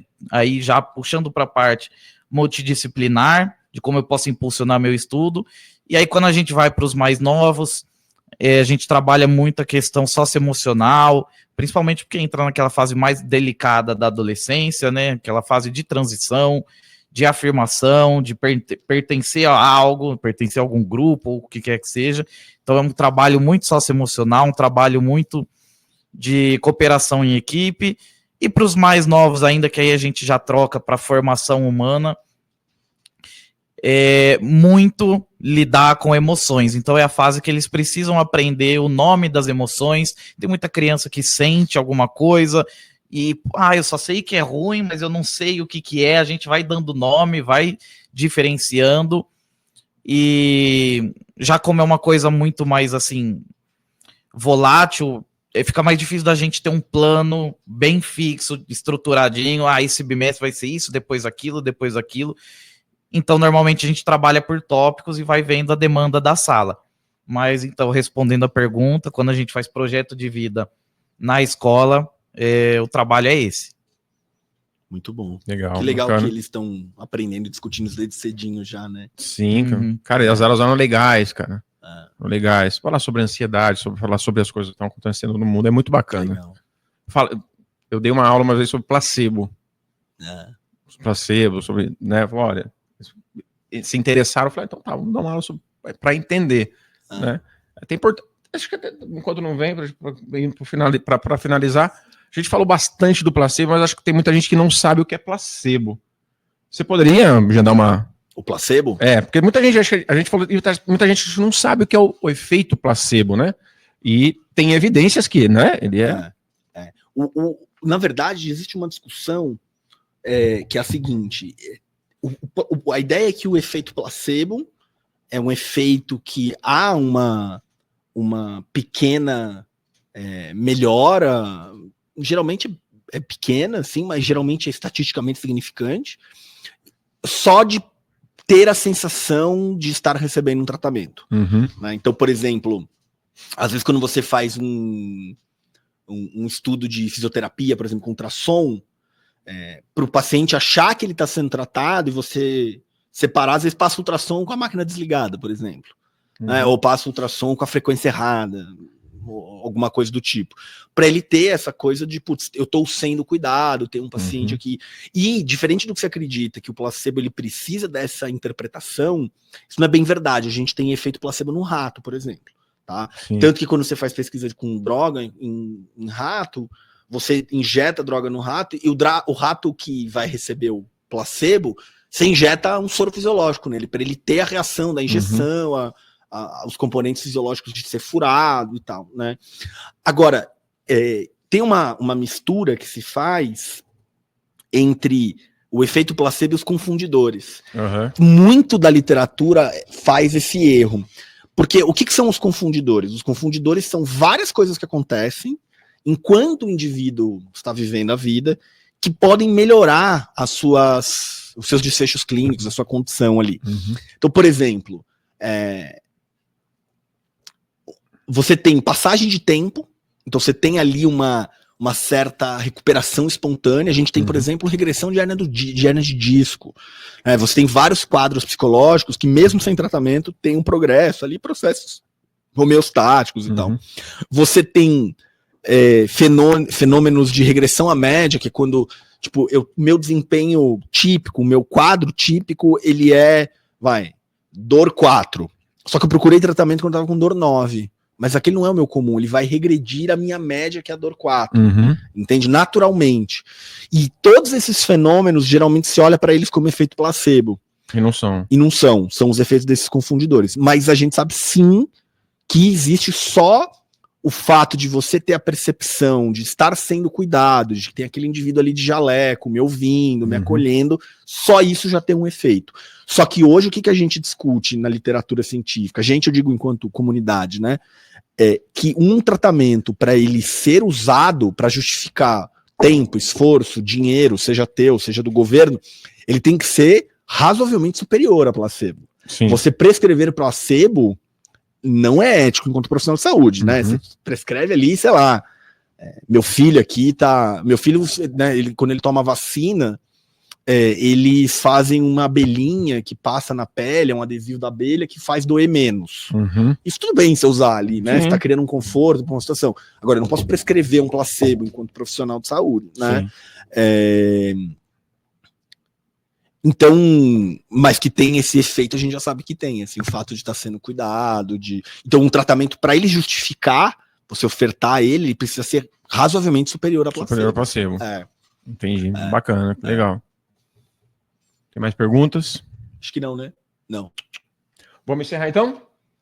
Pessoal, Jean, cara, muito obrigado. Imagina, um prazer. Pela presença, cara, é uma honra mesmo ter você aqui.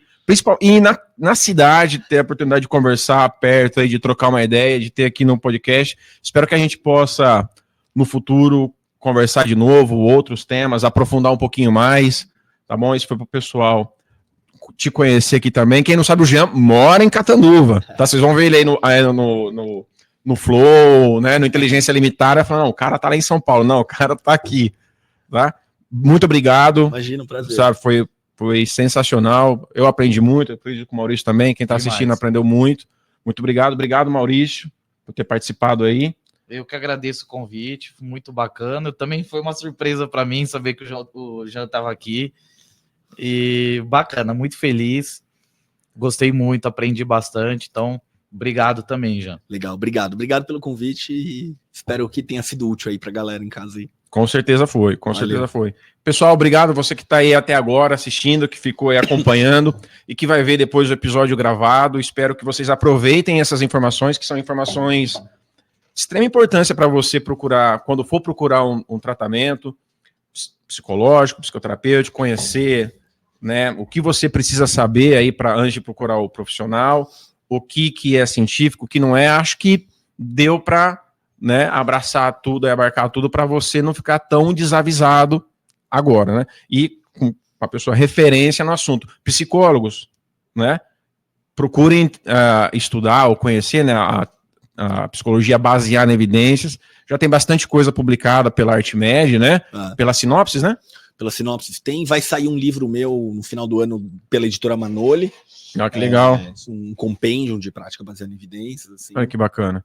Então tem material em português, você que já domina o inglês, tem muito inglês. Eu comecei a ler eu falei ACT, mas você diz ACT, né? É ACT. Eu lembrei disso. E para depressão, para toque, eu achei maravilhoso. Em português não achei. Não tem ainda. Não tem ainda, eu achei muito legal. Então, procurem, se interessem, porque vai enriquecer muito a vida profissional de vocês. Mari, obrigado por mais uma vez pelo convite. Então, uma boa noite a todos e até a próxima. Até mais, valeu.